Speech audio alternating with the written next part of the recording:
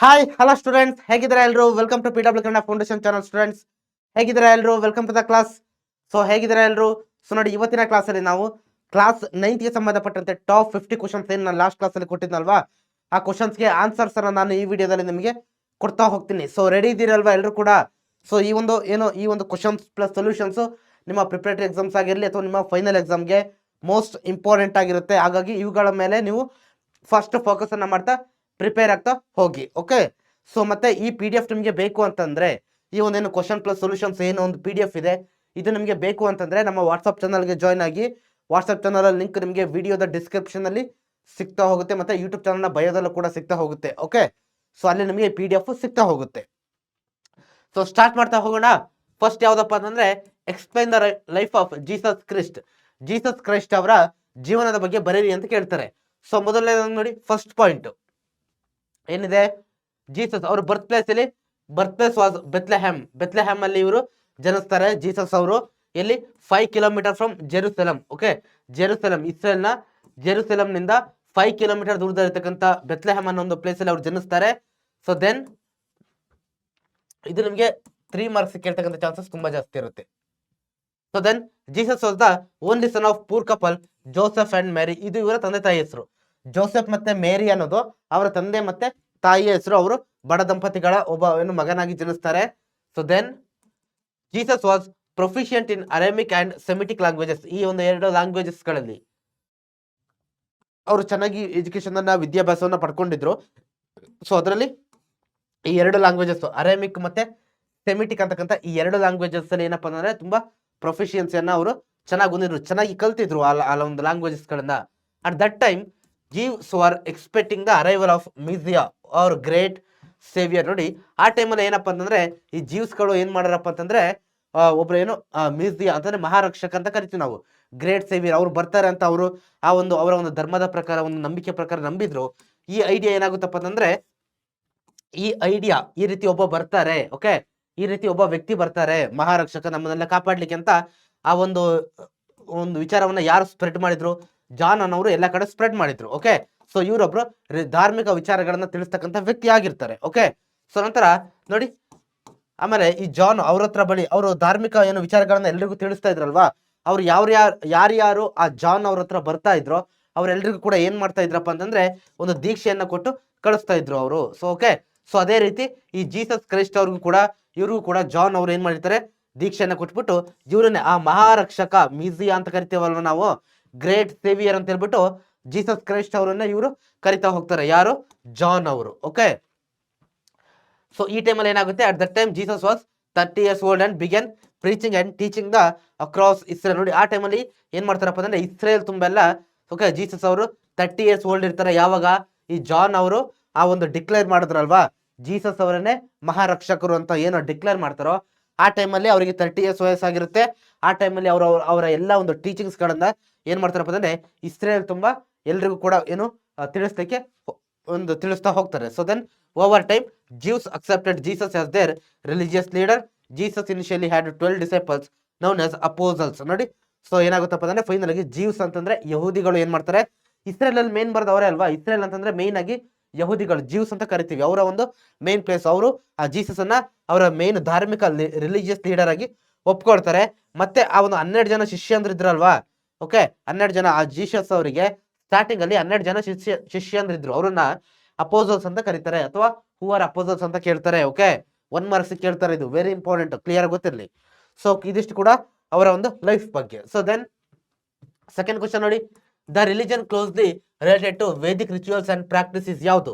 ಯಾವ ರಿಲಿಜನ್ ಅಂದ್ರೆ ಈ ವೆಸ್ಟರ್ನ್ ರಿಲಿಜನ್ಸ್ ಬರ್ತಾವಲ್ವಾ 4, ಯಾವುದು ಪಾರ್ಸಿ ರಿಲಿಜನ್ನು, ಮತ್ತೆ ಜೀವ್ಸ್, ಕ್ರಿಶ್ಚಿಯಾನಿಟಿ, ಇಸ್ಲಾಂ, ಇದರಲ್ಲಿ ಯಾವುದೋ ಒಂದು ರಿಲಿಜನ್ ನಮ್ಮ ವೇದಿಕ್ ರಿಚುವಲ್ಸ್ಗೆ, ಓಕೆ, ನಮ್ಮ ವೇದಿಕ್ ಹಿಂದೂ ಧರ್ಮದಲ್ಲಿ ಏನ್ ಫಾಲೋ ಮಾಡ್ತೀವಲ್ವಾ ಆ ರೀತಿ ಪದ್ಧತಿಗಳನ್ನ ಫಾಲೋ ಮಾಡುತ್ತೆ ಅಂತ ಕೇಳಿದ್ದಾರೆ.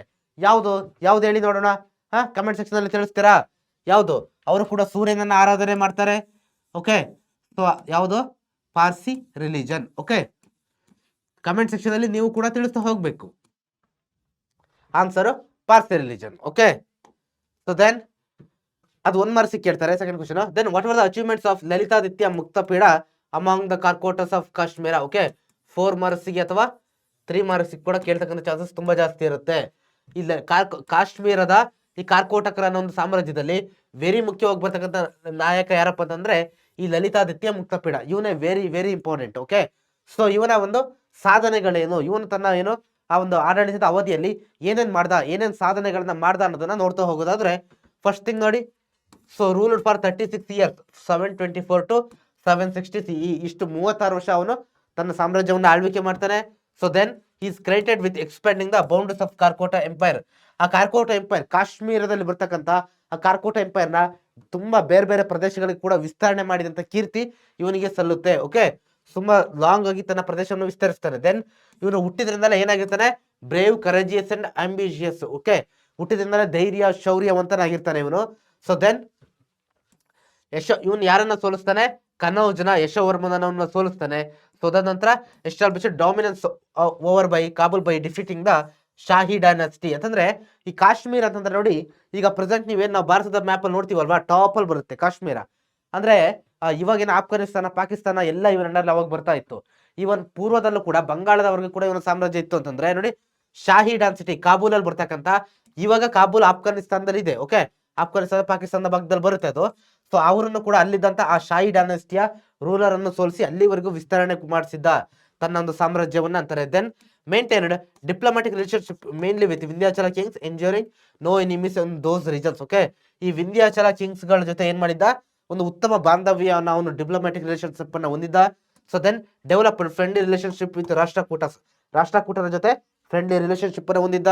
ಸೊ ಅದಾದ್ಮೇಲೆ ನೋಡಿ, ಎಕ್ಸ್ಟೆಂಡೆಡ್, ನಾನು ಆಲ್ರೆಡಿ ಹೇಳಿದ್ನಲ್ವಾ, extended his empire's influence to ಬೆಂಗಾಲಿಂದ ಈಸ್ಟ್, ಪೂರ್ವದಲ್ಲಿ ಇಲ್ಲಿವರೆಗೆ ಬಂಗಾಳದವರೆಗೆ ತನ್ನ ಸಾಮ್ರಾಜ್ಯವನ್ನ ವಿಸ್ತರಣೆ ಮಾಡಿದ್ದ. So then formed alliances with China's Tang dynasty. ಚೈನಾದ ತಾಂಗ್ ಡೈನಾಸ್ಟಿ ಜೊತೆ ಏನ್ ಮಾಡಿದ, ಒಂದು ಅಲಯನ್ಸಸ್ ಅಂತಂದ್ರೆ ಮಿತ್ರತ್ವವನ್ನ ಏನ್ ಮಾಡಿದ, ಫಾರ್ಮ್ ಮಾಡಿದ ಮಿತ್ರತ್ವವನ್ನ. ಓಕೆ, ತುಂಬಾ ಫ್ರೆಂಡ್ಲಿ ರಿಲೇಶನ್ಶಿಪ್ ಅನ್ನ ಅವನು ಹೊಂದಿದ್ದ ಇವ್ರ ಜೊತೆ. So then with their help he fought against the Tibetans and liberated many north west Indian states under the their control. Okay, so ಹಲವಾರು ಏನು ನಮ್ಮ ಭಾರತದ ಏನು ನಾರ್ತ್ ವೆಸ್ಟ್ ಭಾಗದಲ್ಲಿದ್ದಂತ ಹಲವಾರು ಒಂದು ರಾಜರನ್ನು ಕೂಡ ಬಿಡುಗಡೆ ಮಾಡೋದಕ್ಕೆ ಇವನು ಕೂಡ ಹೆಲ್ಪ್ ಮಾಡ್ತಾನೆ. ಓಕೆ, ಇದಿಷ್ಟು ಇವನ ಒಂದು ಕೊಡುಗೆಗಳು, ಅಚೀವ್ಮೆಂಟ್ಸ್ ಏನೇನ್ ಮಾಡ್ದ ಅಂತ. 2, 4, 6, 10 ಪಾಯಿಂಟ್ಸ್ ಇದೆ. ಓಕೆ, 4 ಮಾರ್ಕ್ಸ್ ಕೇಳಿದ್ರೆ 8 ಬರೀರಿ, 3 ಮಾರ್ಕ್ಸ್ ಕೇಳಿದ್ರೆ 6 ಬರೀರಿ. ಸೊ ಫಸ್ಟ್ ಯಾವ್ದು ತುಂಬಾ ಸುಲಭವಾಗಿ ನೆನಪಿರುತ್ತೋ ಅದನ್ನ ನೆನ್ಪಿಟ್ಕೊಳ್ಳಿಕ್ಕೆ ಟ್ರೈ ಮಾಡ್ತಾ ಹೋಗಿ. ಓಕೆ, ಸೊ ದೆನ್ ಇದು ಕೂಡ ಎಷ್ಟು ಮಾರ್ಕ್ಸ್ ಕೇಳ್ತಾರೆ, 4 ಮಾರ್ಕ್ಸ್ ಅಥವಾ 4 ಮಾರ್ಕ್ಸ್ ಕೇಳ್ತಾರೆ. What are the philosophies propounded by Shankaracharya ತಿಳಿಸಿಕೊಟ್ಟಂತ ಫಿಲಾಸಫಿ ಏನು ಅಂತ ಕೇಳ್ತಾರೆ. ಓಕೆ, ಸೊ ಚಾಪ್ಟರ್ ಬರುತ್ತಲ್ವಾ, ಶಂಕರಾಚಾರ್ಯರು, ಮಧ್ವಾಚಾರ್ಯರು, ಬಸವಣ್ಣನವ್ರ ಬಗ್ಗೆ ಎಲ್ಲ ನೋಡ್ತಾ ಹೋಗೋಣ. Shankaracharya deeply studied the Upanishad and Brahmasutras and propagated Advaita philosophy, very important. Okay, ಅಥವಾ ನೀವು ಸಿಂಪಲ್ ಆಗಿ ಶಂಕರಾಚಾರ್ಯ ಪ್ರೊಪಗೇಟೆಡ್ ಅದ್ವೈತ ಫಿಲಾಸಫಿ ಅಂತ ಬರೆದು ಕೂಡ 1 ಮಾರ್ಕ್ಸ್ ಕೊಡ್ತಾರೆ. ಓಕೆ, ಉಪನಿಷತ್ಗಳನ್ನ ಮತ್ತೆ ಬ್ರಹ್ಮಸೂತ್ರಸ್ನೆಲ್ಲ ಕಲ್ತ್ಬಿಟ್ಟು ಇವ್ರು ಏನ್ ಮಾಡ್ತಾರೆ, ಅದ್ವೈತ ಫಿಲಾಸಫಿಯನ್ನ ಕೊಡ್ತಾರೆ ಸಮಾಜಕ್ಕೆ. So then he gave less importance to worldly life and emphasized the spiritual realm. Okay, ನೋಡಿ ಇಲ್ಲಿ ಮಾರ್ಕ್ ಮಾಡಿದೀನಿ ನೋಡಿ, ಇವರು ತಮ್ಮ ಪ್ರಾಪಂಚಿಕ ಜೀವನ ಅಂತಂದ್ರೆ ವರ್ಲ್ಡ್ಲಿ ಲೈಫ್ ಇದೆಯಲ್ವಾ, ಆ ವರ್ಲ್ಡ್ಲಿ ಲೈಫ್ಗೆ ಜಾಸ್ತಿ ಮೆಟೀರಿಯಲಿಸ್ಟಿಕ್ ಲೈಫ್ ಅಂತೀವಲ್ವಾ, ನಮ್ದು ಮನೆ ಅದು ಇದು, ಈಗ ನೀವೆಲ್ಲ ಲೈಫ್ ಲೀಡ್ ಮಾಡ್ತೀವಲ್ವಾ, ಆ ತರ ಲೈಫ್ಗೆ ಇವ್ರು ಜಾಸ್ತಿ ಫೋಕಸ್ ಮಾಡೋದಿಲ್ಲ. ಆಧ್ಯಾತ್ಮಿಕ ಜೀವನಕ್ಕೆ ಮಾತ್ರ ಇವರು ಹೆಚ್ಚಿನ ಒಂದು ಆದ್ಯತೆಯನ್ನ ಕೊಡ್ತಾ ಹೋಗ್ತಾರೆ. He called the word and illusion. Okay, ಇವ್ರು ಜಗತ್ತನ್ನ ಒಂದು ಏನಂತ ಕರೀತಾರೆ, ಒಂದು ಮಾಯೆ ಅಂತ ಹೇಳ್ಬಿಟ್ಟು ಕರಿತಾ ಹೋಗ್ತಾರೆ. ಬ್ರಾಹ್ಮಣ್ is the ultimate truth. Okay, ಬ್ರಾಹ್ಮಣ ಮಾತ್ರ ಅಂತಿಮವಾಗಿರ್ತಕ್ಕಂಥ ಸತ್ಯ ಅಂತ ಹೇಳ್ತಾ ಹೋಗ್ತಾರೆ. ಮತ್ತೆ ಪ್ರಪಂಚವನ್ನ ಮಾಯಾ ಅಂತ ಕರೀತಾರೆ. ನಾನು ಏನು ಗ್ರೀನ್ ಕಲರ್ ಅಲ್ಲಿ ಬಾಕ್ಸ್ ಮಾರ್ಕ್ ಮಾಡ್ತಾ ಇದೀನಲ್ವಾ, ಅದೆಲ್ಲ ವೆರಿ ಇಂಪಾರ್ಟೆಂಟ್. ಅದು ನೀವು ಪಾಯಿಂಟ್ಸ್ ಅಲ್ಲಿ ಬರೀಲೇಬೇಕು ಎಕ್ಸಾಮ್ ಅಲ್ಲಿ. So clear, people unaware of their inner self, ಆತ್ಮ search for god in the external world. Okay, ನೋಡಿ ನೆಕ್ಸ್ಟ್ ಪಾಯಿಂಟ್ ತುಂಬಾ ಈಸಿ ಇದೆ ನೋಡಿ. ಅಂದ್ರೆ ನಾವೆಲ್ಲ ಮನುಷ್ಯರು, ನಮ್ಮಲ್ಲಿ ಒಂದು ಸೋಲ್ ಅಂತ ಇದೆ, ಆತ್ಮ ಅಂತ ನಾವ್ ಹೇಳ್ತೀವಲ್ವಾ. ಸೊ ಆಕ್ಚುಲಿ ಅದೇ ರಿಯಲ್ ಗಾಡ್. ಓಕೆ, ಸೊ ಆ ಆತ್ಮದ ಜೊತೆ ನಾವು ಕನೆಕ್ಟ್ ಆದ್ರೆ ಅದೇ ನಮಗೆ ಏನ್ ಬೇಕೋ ಏನ್ ಬೇಡ ನಮಗೆಲ್ಲ ಗೈಡೆನ್ಸ್ ಗಳನ್ನ ಕೊಡ್ತಾ ಹೋಗುತ್ತೆ. ಬಟ್ ಅನ್ಫಾರ್ಚುನೇಟ್ಲಿ ಏನಪ್ಪಾ ಅಂತಂದ್ರೆ ಜನಗಳಿಗೆ ಅದರ ಅರಿವಿಲ್ಲ. ಆ ಇನ್ನರ್ ಸೆಲ್ಫ್ ಇದೆಯಲ್ವಾ, ನಮ್ಮ ಆತ್ಮ, ನಮ್ಮ ದೇಹದ ಒಳಗಿರ್ತಕ್ಕಂಥ ಆತ್ಮ, ಅದರ ಅರಿವಿಲ್ಲ. ಜನ ಏನ್ ಮಾಡ್ತಾ ಇದ್ದಾರೆ ಎಕ್ಸ್ಟರ್ನಲ್ ಹೊರಗಡೆ ಹೋಗ್ಬಿಟ್ಟು ದೇವ್ರನ್ನ ಹುಡುಕ್ತಾ ಇದಾರೆ ಅಂತ ಹೇಳ್ತಾರೆ. ಸೊ ದೆನ್ ಅದಾದ್ಮೇಲೆ ಅಕಾರ್ಡಿಂಗ್ ಟು ಶಂಕರಾಚಾರ್ಯ, ಆತ್ಮ ಅಂಡ್ ಪರಮಾತ್ಮ ಗಾಡ್ ಆರ್ ಒನ್. ಓಕೆ, ಆತ್ಮ ಮತ್ತೆ ಪರಮಾತ್ಮ ಅಂದ ಎರಡು ಕೂಡ ಒಂದೇ ಅಂತ ಹೇಳ್ತಾರೆ. ಓಕೆ, ಹೆನ್ಸ್ ಅಹಂ ಬ್ರಹ್ಮಸ್ಮಿ, ವೆರಿ ವೆರಿ ಇಂಪಾರ್ಟೆಂಟ್ ಇದು. ಓಕೆ, ಅಹಂ ಬ್ರಹ್ಮಂ ಆರ್ ಗಾಡ್, ನಾನೇ ದೇವರು ಅಂತ ಹೇಳ್ತೀವಲ್ವಾ ಜನರಲ್ ಆಗಿ, ಅಹಂ ಬ್ರಹ್ಮಸ್ಮಿ ಅಂತ ಇದನ್ನ ಯಾರು ಕೊಟ್ಟಿದ್ದಪ್ಪ ಅಂತಂದ್ರೆ ಶಂಕರಾಚಾರ್ಯರೇ. ಓಕೆ, ಸೊ ಇದು ಮಿಸ್ ಮಾಡಕ್ಕೆ ಹೋಗ್ಬೇಡಿ ನೀವು, ಕ್ಲಿಯರ್ ಆಗಿ ನೆನಪಿರ್ಬೇಕು ನಿಮಗೆ. So then thus one must follow the path of knowledge to realise the nature of the world. ನೋಡಿ, ಈ ಪ್ರಪಂಚ ಹೇಗಿದೆ ಅಂತ ತಿಳ್ಕೊಬೇಕು ಒಬ್ಬ ವ್ಯಕ್ತಿ, ಈ ಪ್ರಪಂಚ ಹೇಗಿದೆ ಅಂತ ತಿಳ್ಕೊಬೇಕು ಅಂತ ಬಯಸ್ತಾನಂತಂದ್ರೆ ಅವನು ಈ ಜ್ಞಾನ ಮಾರ್ಗದಲ್ಲಿ ಸಾಗ್ಬೇಕು, ಆವಾಗ ಮಾತ್ರ ಅವನಿಗೆ ಗೊತ್ತಾಗುತ್ತೆ, ಇಲ್ಲಾಂದ್ರೆ ಬಹಳ ಕಷ್ಟ ಅಂತ ಅವರು ಹೇಳ್ತಾ ಹೋಗ್ತಾರೆ. ಓಕೆ, ಸೊ ನಾಲೆಡ್ಜಿನ ಹೆಚ್ಚು ಗಳಿಸ್ಬೇಕು, ನಾಲೆಡ್ಜಿನ ಹೆಚ್ಚು ಗಳಿಸಿದಾಗ ಏನಾಗುತ್ತೆ, ಆಟೋಮ್ಯಾಟಿಕಲಿ ಅವನು ಈ ಒಂದು ಪ್ರಪಂಚದ ಬಗ್ಗೆ ತಿಳ್ಕೊಳ್ತಾ ಹೋಗ್ತಾನೆ ಅಂತ ಹೇಳ್ತಾರೆ. So then ultimately one's Atman must merge with the ultimate truth Brahman to attain moksha or liberation. Okay, so ಏನು ಲಿಬರೇಷನ್, ಸಾಲ್ವೇಷನ್ ಪಡ್ಕೋಬೇಕು ಅಂತಂದ್ರೆ ಸೊ ಏನಾಗಿದೆ, ಅದೇ ಒಂದು ಅಲ್ಟಿಮೇಟ್ ಟ್ರೂತ್, ಪ್ರತಿಯೊಬ್ರು ಕೂಡ ಆ ಲಿಬರೇಷನ್ ಪಡ್ಕೋಬೇಕಂತ ಹೇಳ್ತಾರೆ. ಆಮೇಲೆ Shankaracharya thought that God has no attributions form or change, ನಿರ್ಗುಣ, ನಿರಾಕಾರ ಆರ್ ನಿರ್ವಿಕಾರ ಅಂತ ಕರೀತಾರೆ. ಅಂತ ಅಂದ್ರೆ ಸೊ ಏನಪ್ಪಾ ಅಂತಂದ್ರೆ ಈ ಲಾಸ್ಟ್ ಪಾಯಿಂಟ್ ನ ನೋಡಿ, ಸೊ ಕೇಳಿಸ್ತಾ ಇದೆಯಲ್ವಾ ಲಾಸ್ಟ್ ಪಾಯಿಂಟ್. ಸೊ ಇಲ್ಲಿ ಏನ್ ಹೇಳ್ತಾರಪ್ಪ ಅಂತಂದ್ರೆ ದೇವರಿಗೆ ಯಾವುದೇ ರೀತಿಯಂತ ಆಕಾರಗಳಿಲ್ಲ. ಓಕೆ, ನಾವು ಎಲ್ಲ ಏನು ದೇವಸ್ಥಾನಗಳಿಗೆ ಹೋಗ್ಬಿಟ್ಟು ನೋಡ್ತೀವಲ್ವಾ, ದೇವಸ್ಥಾನಗಳಿಗೆ ಏನೋ ಯಾವುದೋ ಒಂದು ಮೂರ್ತಿ ರೂಪದಲ್ಲೋ ಅಥವಾ ಇನ್ನೊಂದು ಯಾವುದೋ ಒಂದು ರೂಪದಲ್ಲಿ ದೇವ್ರನ್ನ ನಾವೇನ್ ನೋಡ್ತೀವಿ, ಸೊ ಅದೊಂದೇ ಅಲ್ಲ, ದೇವರಿಗೆ ನೋ ಅಟ್ರಿಬ್ಯೂಷನ್ಸ್, ಯಾವುದೇ ಗುಣಲಕ್ಷಣಗಳಿಲ್ಲ, ಯಾವುದೇ ಪರ್ಟಿಕ್ಯುಲರ್ ಇದೇ ಫಾರಮ್ ಅಂತ ಇಲ್ಲ.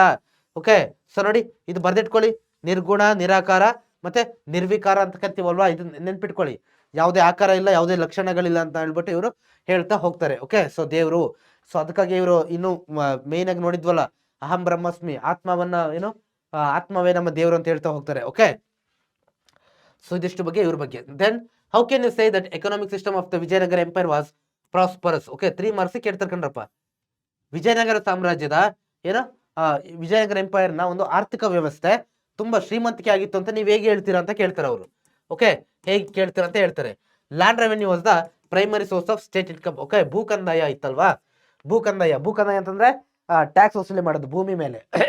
ಇದೇನ ಏನಾಗಿತ್ತು, ಮೊದಲ ಅವರ ರಾಜ್ಯದ ಮುಖ್ಯವಾಗಿರ್ತಕ್ಕಂಥ ಒಂದು ಆದಾಯ ಆಗಿತ್ತು. ಸೊ ಅದಾದ್ಮೇಲೆ occupational tax, house tax, tolls, commercial tax, import export tax and tributes from vessels for other revenue sources. Okay, so ಅದು ಬಿಟ್ಟು ಮತ್ತೆ ಈ ಮಿಕ್ಕಿದ್ದು ಇದೆಲ್ಲ ಕೂಡ ಏನಪ್ಪಾ ಅಂತಂದ್ರೆ ಏನೋ ಬೇರೆ ಬೇರೆ ರೀತಿಯಾದಂತಹ ಒಂದು ಟ್ಯಾಕ್ಸ್ಗಳಿದ್ದು. ಟ್ಯಾಕ್ಸ್ ಇವಾಗ್ಲೂ ಇದೆ ಅಲ್ವಾ, ಲೈಕ್ ಇವಾಗ ಯಾವ ರೀತಿ ಟ್ಯಾಕ್ಸ್ ಸಿಸ್ಟಮ್ಸ್ ಇದೆಯೋ ಅದೇ ರೀತಿ ಅವಾಗಲೂ ಕೂಡ ಟ್ಯಾಕ್ಸ್ ಸಿಸ್ಟಮ್ ಇತ್ತು. ಅದರಲ್ಲಿ ಯಾವುದು ಈ ಲ್ಯಾಂಡ್ ರೆವೆನ್ಯೂ ಮತ್ತೆ ಇಲ್ಲಿ ಬೇರೆ ಬೇರೆ ಆಗಿರ್ತಕ್ಕಂಥ ಈ ಎಲ್ಲ ಟ್ಯಾಕ್ಸ್ ಗಳನ್ನ ಕೂಡ ನೀವು, ಈ second point very important. Okay, ಈ ಸೆಕೆಂಡ್ ಪಾಯಿಂಟ್ ಲಿಸ್ಟ್ ಮಾಡಿ, ಇಷ್ಟು ಟ್ಯಾಕ್ಸ್ ಗಳಿದ್ವು. Then significant progress was made in industry and commerce. Okay, ಕೈಗಾರಿಕೆ ಮತ್ತೆ ವಾಣಿಜ್ಯ ಕ್ಷೇತ್ರದಲ್ಲೂ ಕೂಡ, ವ್ಯಾಪಾರ ಮತ್ತೆ ಕೈಗಾರಿಕಾ ಕ್ಷೇತ್ರದಲ್ಲೂ ಕೂಡ ಏನ್ ಮಾಡಿದ್ರು, ಅಭಿವೃದ್ಧಿಯನ್ನ ಸಾಧಿಸಿದ್ರು.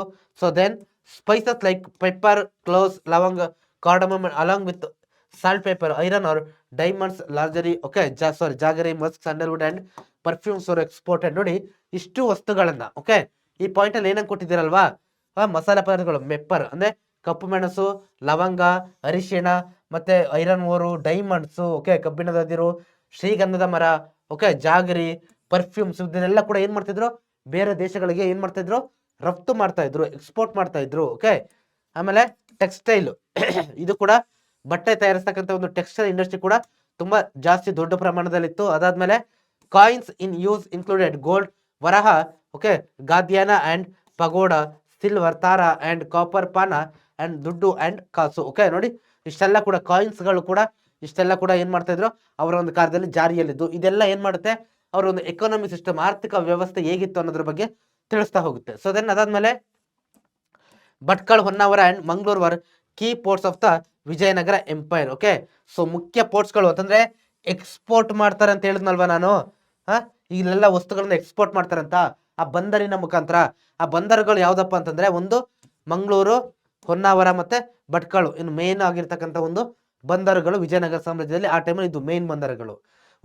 ಮಂಗಳೂರು ನಿಮ್ಗೆ ಗೊತ್ತಿದೆ, ಭಟ್ಕಳ, ಹೊನ್ನಾವರ ಎಲ್ಲಿ ಬರ್ತಿಲ್ಲ, ಉತ್ತರ ಕನ್ನಡ ಭಾಗದಲ್ಲಿ ಬರುತ್ತೆ. ಆಮೇಲೆ foreign traders from Arabia, China and Portugal had trade relations with the empire. Okay, so ಇದೇ ಪೋರ್ಟ್ಸ್ಗಳ ಮುಖಾಂತರ ಈ ಒಂದು ಫಾರಿನ್ ಒಂದು ದೇಶಗಳ ಜೊತೆ, ಯಾವ ದೇಶ, ಅರೇಬಿಯಾ ಅಂತಂದ್ರೆ ನಮ್ಮ ಭಾರತದ ಪಶ್ಚಿಮ ಭಾಗದ ಬರ್ತಕ್ಕಂಥ ಅರೇಬಿಯಾ, ಚೈನಾ, ಓಕೆ, ಪೋರ್ಚುಗಲ್, ಇಷ್ಟು ದೇಶಗಳ ಜೊತೆ ಏನಿತ್ತು ಒಂದು ವ್ಯಾಪಾರ ಸಂಬಂಧವನ್ನು ಕೂಡ ವಿಜಯನಗರ ಸಾಮ್ರಾಜ್ಯದವರು ಹೊಂದಿದ್ರು ಅನ್ನೋದನ್ನು ನಾವಿಲ್ಲಿ ನೋಡ್ತಾ ಹೋಗ್ಬೋದು. So then in India the guardian of fundamental right is dash.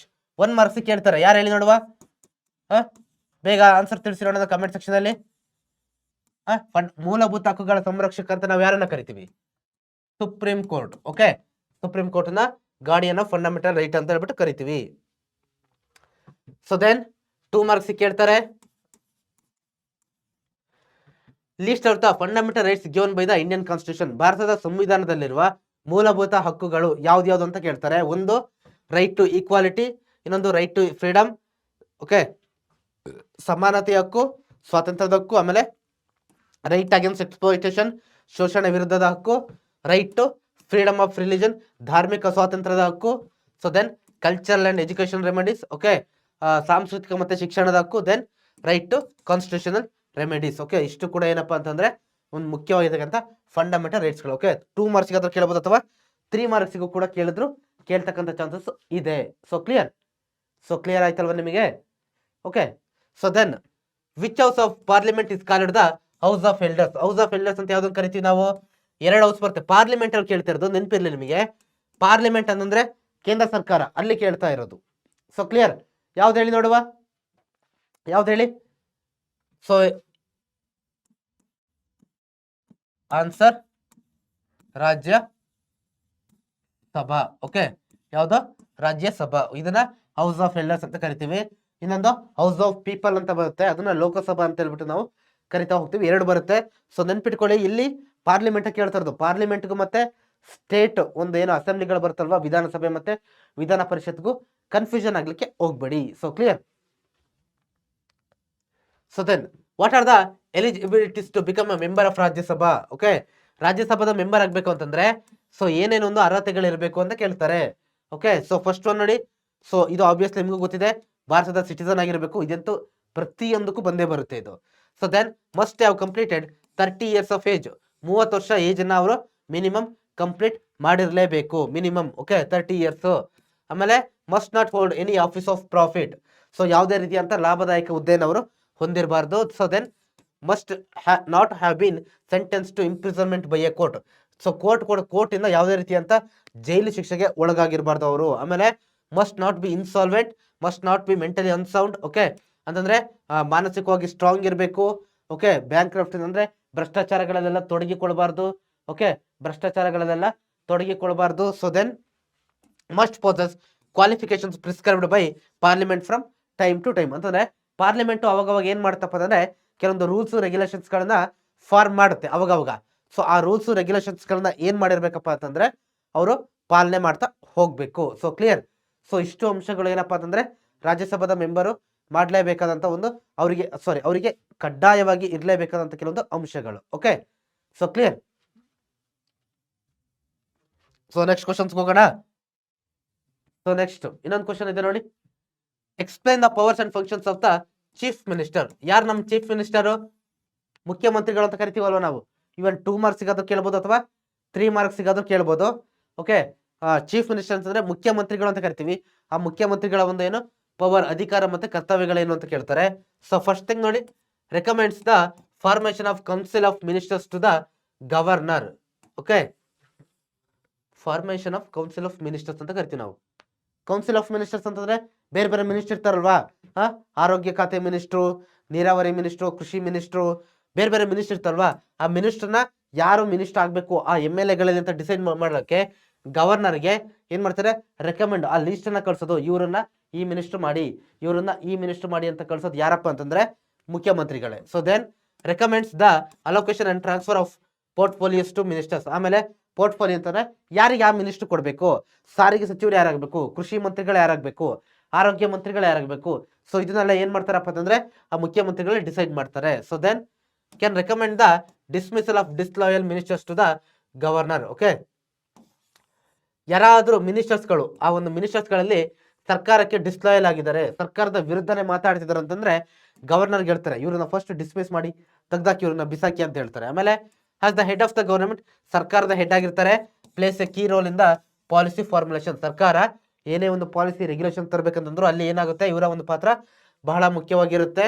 So then chairs convenes and prorogues okay meetings of the council of meetings okay council of ministers sorry ಆ ಕೌನ್ಸಿಲ್ ಆಫ್ ಮಿನಿಸ್ಟರ್ಸ್ ಇರ್ತಾರಲ್ವಾ ಅವ್ರಿಗೆ ಸಂಬಂಧಪಟ್ಟಂತೆ ಏನೇ meeting ಅಥವಾ ಏನೇ ಚರ್ಚೆಗಳಾಗಬೇಕಂದ್ರೆ ಅದನ್ನ main ಆಗಿ lead ಮಾಡೋದು ಇವರೇನೆ. So then oversees the efficiency of various departments and ensures coordination. So ಪ್ರತಿಯೊಂದು ಏನೋ ಆ ಮಿನಿಸ್ಟ್ರಿಗಳು ಚೆನ್ನಾಗಿ ವರ್ಕ್ ಮಾಡ್ಲಿಕ್ಕೆ ಇವರು ಸಹಕಾರವನ್ನ ಕೊಡ್ತಾ ಹೋಗ್ತಾರೆ. ಅಂದ್ರೆ ಚೆನ್ನಾಗಿ ಕೆಲಸ ಮಾಡ್ಲಿಕ್ಕೆ ಎಲ್ಲ ಕೂಡ ಏನೇನ್ ಬೇಕು ಅದೆಲ್ಲ ಸಹಕಾರವನ್ನ ಮೇಂಟೈನ್ ಮಾಡ್ತಾ ಹೋಗ್ತಾರೆ. Then can recommend the dissolution of the legislative assembly to the governor. ನೋಡಿ ಗವರ್ನರ್ಗೆ ಹೇಳ್ತಾರೆ ಯಾವಾಗ್ಲಾದ್ರೂ ಅವ್ರಿಗೆ ಅನ್ಸಿದ್ರೆ ಮುಖ್ಯಮಂತ್ರಿಗಳಿಗೆ ಲೆಜಿಸ್ಲೇಟಿವ್ ಅಸೆಂಬ್ಲಿಯನ್ನು ನಾವು ಡಿಸಾಲ್ವ್ ಮಾಡೋಣ ಅಂತ ಅನ್ಕೊಂಡ್ರೆ ಏನ್ ಮಾಡ್ತಾರೆ ಹೇಳಿ ಗವರ್ನರ್ಗೆ ರೆಕಮೆಂಡ್ ಮಾಡ್ತಾರೆ ಡಿಸಾಲ್ವ್ ಮಾಡಿ ಅಂತ. So then act as the link between the governor and the council of ministers and advisers the on appointments to various post. Okay ಯಾರ ಮಧ್ಯೆ ಗವರ್ನರ್ ರಾಜ್ಯಪಾಲರು ಮತ್ತೆ ಕೌನ್ಸಿಲ್ ಆಫ್ ಮಿನಿಸ್ಟರ್ಸ್ ಮಧ್ಯೆ ಒಂದು ಮೇನ್ ಆಗಿ ಒಂದು ಲಿಂಕ್ ಆಗಿ ವರ್ಕ್ ಮಾಡ್ತಾರೆ. ಸರ್ಕಾರದ ಎಲ್ಲಾ ವಿಚಾರಗಳನ್ನ ರಾಜ್ಯಪಾಲರಿಗೆ ತಿಳಿಸೋದು, ರಾಜ್ಯಪಾಲರಿಂದ ಮತ್ತೆ ಅದನ್ನ ಕೌನ್ಸಿಲ್ ಆಫ್ ಮಿನಿಸ್ಟರ್ಗೆ ಆ ವಿಚಾರಗಳನ್ನು ತಿಳಿಸೋದ್ರಲ್ಲಿ ಇವರ ಪಾತ್ರ ಬಹಳ ಮುಖ್ಯ ಆಗಿದೆ. Okay so then what are the qualifications required to become a judge of supreme court. Okay 2 marks ಕೇಳ್ತಾರೆ ಸುಪ್ರೀಂ ಕೋರ್ಟ್ ಜಡ್ಜ್ ಆಗ್ಬೇಕಂದ್ರೆ ಏನೇನು ಕ್ರೈಟೀರಿಯಾ ಇರಬೇಕು. ಒಂದು ಸಿಟಿಸನ್ ಆಫ್ ಇಂಡಿಯಾ, ಇದು ಆಲ್ರೆಡಿ ಹೇಳಿದೆ ಎಲ್ಲ ಕಡೆ ಬರುತ್ತೆ ಅಂತ. So then must have served as the judge in high court for at least 5 years as then advocate in high court for 10 years. Okay ಇದು ಸೆಕೆಂಡ್ ಪಾಯಿಂಟ್. ಏನಾಗಿರ್ಬೇಕು ಯಾವ್ದಾದ್ರು ಹೈಕೋರ್ಟ್ ಅಲ್ಲಿ ಅಟ್ಲೀಸ್ಟ್ 5 years ಜಡ್ಜ್ ಆಗಿ ಕೆಲಸ ಮಾಡಿರ್ಬೇಕು ಅಥವಾ 10 ವರ್ಷ ಅಡ್ವೊಕೇಟ್ ಆಗಿ ಕೆಲಸ ಮಾಡಿರ್ಬೇಕು. ಈ ಎರಡು ಇದ್ರೆ ನೋಡ್ರಪ್ಪ ನೀವು ಏನಾಗ್ಬೋದು ಅವರು ಸುಪ್ರೀಂ ಕೋರ್ಟ್ ಜಡ್ಜ್ ಆಗ್ಬೋದು. ಅಥವಾ ಇನ್ನೊಂದಿದೆ ಮತ್ತೊಂದು ಓಕೆ ಯಾರ ಒಪಿನಿಯನ್ ಅಲ್ಲಿ ರಾಷ್ಟ್ರಪತಿಗಳ ಒಪಿನಿಯನ್ ಅಲ್ಲಿ ಡಿಸ್ಟಿಂಗ್ವಿಶ್ಡ್ ಜೂರಿಸ್ಟ್ ಆಗಿರ್ಬೇಕು. ಅಂದರೆ ನ್ಯಾಯವಾದಿ ಅಂತ ಕರಿತೀರಲ್ವ ನಾವು, ಆ ರೀತಿ ನ್ಯಾಯವಾದಿ ಅಂತ ಆಗಿದ್ರೆ ಅವರು ಓಕೆ ಸೊ ರಾಷ್ಟ್ರಪತಿಗಳ ದೃಷ್ಟಿಯಿಂದ ಅವ್ರನ್ನ ಕೂಡ ಸುಪ್ರೀಂ ಕೋರ್ಟ್ ಜಡ್ಜ್ ಆಗಿ ಏನ್ ಮಾಡಬಹುದು ಅಪಾಯಿಂಟ್ ಮಾಡಬಹುದು. Okay so clear. ಇದಕ್ಕೆ ಆನ್ಸರ್ ನೀವೇ ಬರೀರಪ್ಪ ನೋಡುವ. ಯಾರು ಹೇಳ್ತೀರಾ? The basic unit of society is dash. ಯಾವ್ದು ಆನ್ಸರ್ ಬೇಗ ಕಮೆಂಟ್ ಸೆಕ್ಷನ್ ಅಲ್ಲಿ ತಿಳಿಸ್ತಾ ಹೋಗಿ ನೋಡುವ. ಸೊ ಓಕೆ ಯಾವ್ದಪ್ಪ ಅಂದ್ರೆ answer family. Okay the basic unit of society is family. Okay so clear ಆಯ್ತಲ್ವಾ? So then write the characteristics of a joint family. Okay joint ಫ್ಯಾಮಿಲಿಯ ಲಕ್ಷಣಗಳೇನು ಅಂತ ಕೇಳ್ತಾರೆ. ಇದು ಎಷ್ಟು ಮಾರ್ಕ್ಸ್ ಕೇಳ್ತಾರೆ? 2 ಮಾರ್ಕ್ಸ್ ಕೇಳ್ತಾರೆ. ಓಕೆ 2 ಮಾರ್ಕ್ಸ್ ಕೇಳ್ತಾರೆ. ಸೊ ಫಸ್ಟ್ ಥಿಂಗ್ ನೋಡಿ, a joint family encompasses the lives of its members completely. Okay joint family ಅಂತಂದ್ರೆ ಅಲ್ಲಿ ಎಷ್ಟಿರ್ತಾರೆ? 2 ಅಥವಾ 2ಕ್ಕಿಂತ ಹೆಚ್ಚು ತಲೆಮಾರಿನ ಜನಗಳಲ್ಲಿ ವಾಸ ಮಾಡ್ತಾ ಇರ್ತಾರೆ. ಓಕೆ ಇದು ನಿಮಗೆ ಕ್ಲಿಯರ್ ಆಗಿರ್ಲಿ. ಫಸ್ಟ್ ಅಲ್ಲಿ ಇರ್ತಕ್ಕಂಥ ಎಲ್ಲಾ ವ್ಯಕ್ತಿಗಳ ಒಂದು ಜೀವನಕ್ಕೂ ಪ್ರಾಮುಖ್ಯತೆಯನ್ನ ಕೊಡ್ತಾ ಹೋಗ್ತಾರೆ. It meets the most of the members needs. ಆ ಒಂದು ಜಾಯಿಂಟ್ ಫ್ಯಾಮಿಲಿಯಲ್ಲಿ ಎಷ್ಟು ಜನ ಇರ್ತಾರೋ ಆ ಎಲ್ಲರ ಒಂದು ಏನು ನೀಡ್ಸ್ ಏನೇನಿದೆಯೋ ಅವ್ರಿಗೆ ಏನ್ ಬೇಕೋ ಅದೆಲ್ಲದನ್ನು ಕೂಡ ಏನ್ ಮಾಡ್ತಾರೆ ಫುಲ್ಫಿಲ್ ಮಾಡ್ತಾ ಹೋಗ್ತಾರೆ. So then all members share responsibilities. ಎಲ್ರಿಗೂ ಕೂಡ ಒಂದೊಂದಿಷ್ಟು ಜವಾಬ್ದಾರಿಗಳು ಅಂತ ಇದ್ದೇ ಇರುತ್ತೆ. ಅವ್ರವ್ರ ಜವಾಬ್ದಾರಿ ಅವ್ರು ಮಾಡಬೇಕು. Then work is divided based on effort, age and gender. Okay work ಅನ್ನ ಏನ್ ಮಾಡ್ತಾರೆ ಆ ಫ್ಯಾಮಿಲಿಯಲ್ಲಿ ಎಫರ್ಟ್ ಮೇಲೆ. ಎಲ್ರಿಗೂ ಒಂದೇ ಕೊಡಲ್ಲ ಅಲ್ವಾ? ಮನೇಲಿ ಕೊಡ್ತಾರಾ? ಚಿಕ್ಕ ಮಕ್ಳಿಗೆ ಚಿಕ್ಕ ಕೆಲಸ, ದೊಡ್ಡವರಿಗೆ ದೊಡ್ಡದು, ವಯಸ್ಸಾದಾಗ ಇನ್ನು ಜಾಸ್ತಿ ಕೆಲಸ. ಸೊ ಈ ರೀತಿ ಏನ್ ಮಾಡ್ತಾರೆ ಅವರ ಒಂದು ಲಿಂಗ, ಗಂಡು ಮಕ್ಕಳು ಹೆಣ್ಮಕ್ಳು ಅನ್ನೋದ್ರ ಮೇಲೆ ಮತ್ತೆ ಅವ್ರಿಗೆ ಎಷ್ಟು ಏಜ್ ಆಗಿದೆ ಅನ್ನೋದ್ರ ಮೇಲೆ ಬೇರೆ ಬೇರೆ ಕೆಲಸಗಳನ್ನ ಕೊಡ್ತಾ ಹೋಗ್ತಾರೆ. So okay so then which districts are included in the coastal plains ಅಂತ ಕೇಳ್ತಾರೆ. ಇದು 1 ಮಾರ್ಕ್ಸ್ಗೆ. ಓಕೆ ಕರಾವಳಿ ಕರ್ನಾಟಕ 3 ಡಿಸ್ಟ್ರಿಕ್ಟ್ ಇದೆ ನೋಡಿ. ಯಾವ್ದು? ಉತ್ತರ ಕನ್ನಡ, ಉಡುಪಿ ಮತ್ತೆ ದಕ್ಷಿಣ ಕನ್ನಡ. ಗೊತ್ತಿದೆಯಲ್ಲ ನಿಮಗೆ? ಇದಂತೂ ತುಂಬಾ ಸುಲಭ ಗೊತ್ತಿರುತ್ತೆ ನೀವು ಯಾರಾದ್ರೂ ಆ ಕಡೆ ಸೈಡ್ ಅವ್ರು ಇದ್ರೆ. ಆಮೇಲೆ ವೆರಿ ಇಂಪಾರ್ಟೆಂಟ್ ನೋಡಿ 5 ಮಾರ್ಕ್ ಕ್ವಶನ್ಸ್ ಕೇಳ್ತಾರೆ. ಇಲ್ಲಿ ಯಾವ್ದು? ಕರ್ನಾಟಕದ ಮ್ಯಾಪ್ ಅಲ್ಲಿ ಇಷ್ಟು ಪ್ಲೇಸ್ ಗಳನ್ನು ಗುರುತು ಮಾಡಿ ಅಂತ. ಒಂದು ನಾರ್ತ್ ಟಿಪ್ ಆಫ್ ಕರ್ನಾಟಕ ಅವರದ್ದು ಇಲ್ಲಿ ಬರುತ್ತೆ. ಓಕೆ ಸೊ ಇದು ಎ ಕ್ಲಿಯರ್. ನಂತರ ಕ್ಯಾಪಿಟಲ್ ಆಫ್ ಕರ್ನಾಟಕ ಬೆಂಗಳೂರು ಯಾವ್ದು ನೋಡಿ ಇಲ್ಲಿ, ಇದು B. So clear, B clear ಆಯ್ತಾ? ನಂತರ ಕೆನರಾ ಕೋಸ್ಟ್ ಸಿ ಇಲ್ಲಿ ಬರುತ್ತೆ, ಇದು ಕೆನರಾ ಕೋಸ್ಟ್. ಸೊ ನಂತರ ನವಮಂಗಳೂರು ಓಕೆ ಯಾವುದು ಇಲ್ಲಿ ಡಿ. So clear D. ನಂತರ Madhugiri hill the largest monolithic hill D sorry E clear. ಇದು 5 ಮಾರ್ಕ್ಸ್ಗೆ ಮರ್ಷನ್ ಶೂಟ್ ಕೇಳ್ತಾರೆ. ಇದು ನಿಮಗೆ ಚೆನ್ನಾಗಿ ಗೊತ್ತಿರಲಿ. ಸೊ ನಂತರ ಮ್ಯಾಂಗ್ರೋವ್ ವೆಜಿಟೇಷನ್ಸ್ ಎಲ್ಲಿ ಕಂಡು ಬರುತ್ತೆ? ಫೌಂಡ್ ಇನ್ ಇಲ್ಲಿ 1 ಮಾರ್ಕ್ಸ್ ಕೇಳ್ತಾರೆ. ಎಲ್ಲಿ ಕಂಡು ಬರುತ್ತೆ ಹೇಳಿ? ಕೋಸ್ಟ್ ಕರಾವಳಿ ಪ್ರದೇಶದಲ್ಲಿ. ಓಕೆ ಕರಾವಳಿ ಪ್ರದೇಶಗಳಲ್ಲಿ ಕಂಡು ಬರುತ್ತೆ. ಓಕೆ, ಸುಂದರ್ಬನ್ಸ್ ಅಂತ ಕೇಳಿದಾರಲ್ವಾ, ಸುಂದರ್ಬನ್ಸ್ ಮ್ಯಾಂಗ್ರೋವ್ಸ್ ಅಂತ, ಆ ರೀತಿ ಕರಾವಳಿ ಪ್ರದೇಶದಲ್ಲಿ ಕಂಡು ಬರುತ್ತೆ. ಓಕೆ, ಸೊ ದೆನ್ ಕರ್ನಾಟಕದಲ್ಲಿ ಕರ್ನಾಟಕದ ಒಂದು 3 ಮಾರ್ಕ್ಸ್ ಕೇಳ್ಬೋದು ಇದನ್ನ. ಓಕೆ, ಫಾರೆಸ್ಟ್ ಡಿಸ್ಟ್ರಿಬ್ಯೂಷನ್ ಬಗ್ಗೆ ತಿಳಿಸಿ ಅಂತ ಕೇಳ್ತಾರೆ. Okay, Karnataka ranks 7th in the forest area cover. ಇಡೀ ದೇಶದಲ್ಲಿ ಎಲ್ಲ ರಾಜ್ಯಗಳಿಗೆ ಹೋಲಿಸ್ಕೊಂಡ್ರೆ ಕರ್ನಾಟಕ ಎಷ್ಟನೇ ಸ್ಥಾನದಲ್ಲಿದೆ? 7ನೇ ಸ್ಥಾನದಲ್ಲಿದೆ, ಫಾರೆಸ್ಟ್ ಅನ್ನ ಅತಿ ಹೆಚ್ಚಿನದಾಗಿ ಹೊಂದಿರತಕ್ಕಂಥ ರಾಜ್ಯಗಳಲ್ಲಿ. So then Karnataka ranks 7th in the India for forest cover. Okay, so already repeat ಆಗಿದೆ. So then Uttara Kannada has the most forest cover while Vijayapura has the least. Okay, Uttara Kannada. Okay, ಮತ್ತೆ ಕನ್ಫ್ಯೂಷನ್ ಆಗಬೇಡಿ, ಚಿಕ್ಕಮಂಗ್ಳೂರು ಮತ್ತೆ ಶಿವಮೊಗ್ಗ ಈ ಮಲೆನಾಡು ಭಾಗದಲ್ಲಿ ಸ್ವಲ್ಪ ಕನ್ಫ್ಯೂಷನ್ ಬರುತ್ತೆ. ಉತ್ತರ ಕನ್ನಡ ಏನಾಗಿದೆ? ಹೈಯೆಸ್ಟ್ ಫಾರೆಸ್ಟ್ ಇದ್ರೆ ವಿಜಯಪುರದಲ್ಲಿ ಏನಿದೆ? ಕಡಿಮೆ ಫಾರೆಸ್ಟ್ ಇದೆ. ಅದಾದ್ಮೇಲೆ Uttara Kannada has the most forest cover while. Okay, ಇಲ್ಲಿ ಸಾರಿ ರಿಪೀಟ್ ಆಗಿದೆ. 21:19 parts of the land is forested. Okay, so then ಈ ಫಾರೆಸ್ಟ್ ಅಲ್ಲಿ ಏನೇನು ಕಂಡು ಬರುತ್ತೆ? ಎವರ್ಗ್ರೀನು, ಡಿಸಿಡಿಯಸ್ ಮತ್ತೆ ಮಿಕ್ಸ್ಡ್ ಫಾರೆಸ್ಟ್ಗಳು, ಡಿಫ್ರೆಂಟ್ ಆಗಿರ್ತಕ್ಕಂಥ ಫಾರೆಸ್ಟ್ಗಳು ಕಂಡು ಬರ್ತವೆ. ಓಕೆ, ಫಾರೆಸ್ಟ್ಗಳಲ್ಲಿ ಎವರ್ಗ್ರೀನು ನಿತ್ಯ ಹರಿದ್ವರ್ಣ ಕಾಡುಗಳು, ಆಮೇಲೆ ಎಲೆ ಉದುರಿಸುವ ಕಾಡುಗಳು, ಆಮೇಲೆ ಮ್ಯಾಂಗ್ರೋವ್ ಕಾಡುಗಳು, ಈ ರೀತಿ ಎಲ್ಲ ಕಂಡು ಬರ್ತಾ ಹೋಗುತ್ತೆ. Okay, so then list out the east flowing and west flowing rivers of Karnataka. ಕರ್ನಾಟಕದಲ್ಲಿ ಪಶ್ಚಿಮಾಭಿಮುಖವಾಗಿ ಮತ್ತೆ ಪೂರ್ವಾಭಿಮುಖವಾಗಿ ಹರಿಯುವ ಏನಪ್ಪಾ ಅಂತಂದ್ರೆ ನದಿಗಳನ್ನ ಹೆಸರಿಸಿ ಅಂತ ಕೇಳ್ತಾರೆ. ಒಂದು ವೆಸ್ಟ್ ಫ್ಲೋಯಿಂಗ್ ರಿವರ್ಸ್ ಯಾವ್ದಪ್ಪ ಅಂತಂದ್ರೆ, ಓಕೆ, ವೆಸ್ಟ್ ಫ್ಲೋಯಿಂಗ್ ಅಂತಂದ್ರೆ ಅರಬ್ಬಿ ಸಮುದ್ರದ ಕಡೆಗೆ ಹರಿತಕ್ಕಂಥ ನದಿಗಳು ಯಾವ್ದು? ಶರಾವತಿ, ಕಾಳಿ, ಗಂಗಾವಲ್ಲಿ, ನೇತ್ರಾವತಿ, ಅಘನಾಶಿನಿ ಮತ್ತೆ ವರಾಹಿ. ಓಕೆ, ಇಷ್ಟು. ನಂತರ ಈಸ್ಟ್ ಫ್ಲೋಯಿಂಗ್ ರಿವರ್ಸ್ ಅಂದ್ರೆ ಬಂಗಾಳ ಕೊಲ್ಲಿ ಕಡೆ ಹರಿತಕ್ಕಂಥದ್ದು ಕರ್ನಾಟಕದಲ್ಲಿ ಹುಟ್ಟಿ ಯಾವುದು? ಕೃಷ್ಣ, ಕಾವೇರಿ, ಪೆನ್ನಾರ್, ಪಾಲಾರ್, ಹೇಮಾವತಿ ಮತ್ತೆ ಹಾರಂಗಿ. ಇಷ್ಟು ಏನಪ್ಪಾ ಅಂತಂದ್ರೆ East flowing rivers. Okay, 2 marks ಕೇಳ್ತಾರೆ ಅಥವಾ 3 ಮಾರ್ಕ್ಸ್ಗೆ. ನಂತರ ಇದು ಕೂಡ 5 ಮಾರ್ಕ್ಸ್ ಕೇಳ್ಬೋದು ನೋಡಿ. ಮ್ಯಾಪ್ ಪ್ಲೇಸಸ್ ಗಳನ್ನ ಕೇಳ್ತಾರೆ. ಒಂದು ಯಾವುದು? ತುಂಗಭದ್ರಾ ರಿವರ್ ಎಲ್ಲಿ ಬರುತ್ತೆ ಅಂತ ಕೇಳ್ತಾರೆ. ಎಲ್ಲಿ ಬರುತ್ತೆ ಹೇಳಿ? ಇಲ್ಲಿ. Okay, so then Mahatma Gandhi hydro electric station ಇಲ್ಲಿ ಬಿ. ಸೊ ದೆನ್ ತಲಕಾವೇರಿ ಇಲ್ಲಿ ಸಿ. ದೆನ್ ಶಿವನ ಸಮುದ್ರ ಡಿ. ಓಕೆ, ಇದೇ ರೀತಿ ನೀವು ಇಲ್ಲೇ ಮಾರ್ಕ್ ಮಾಡಬೇಕು, ಕ್ಲಿಯರ್ ಆಗಿ ನೋಡ್ಕೊಳ್ಳಿ. The period of rabi crops. Rabi crops ಅಂತಂದ್ರೆ ಚಳಿಗಾಲದಲ್ಲಿ ಬೆಳೀತಕ್ಕಂಥ ಬೆಳೆಗಳನ್ನ ನಾವು ರಾಬಿ ಕ್ರಾಪ್ಸ್ ಅಂತ ಕರಿತೀವಿ. ಸೊ ಆನ್ಸರ್ ಬಂದ್ಬಿಟ್ಟು ನವೆಂಬರ್ ಟು ಡಿಸೆಂಬರ್ ಅಲ್ವಾ?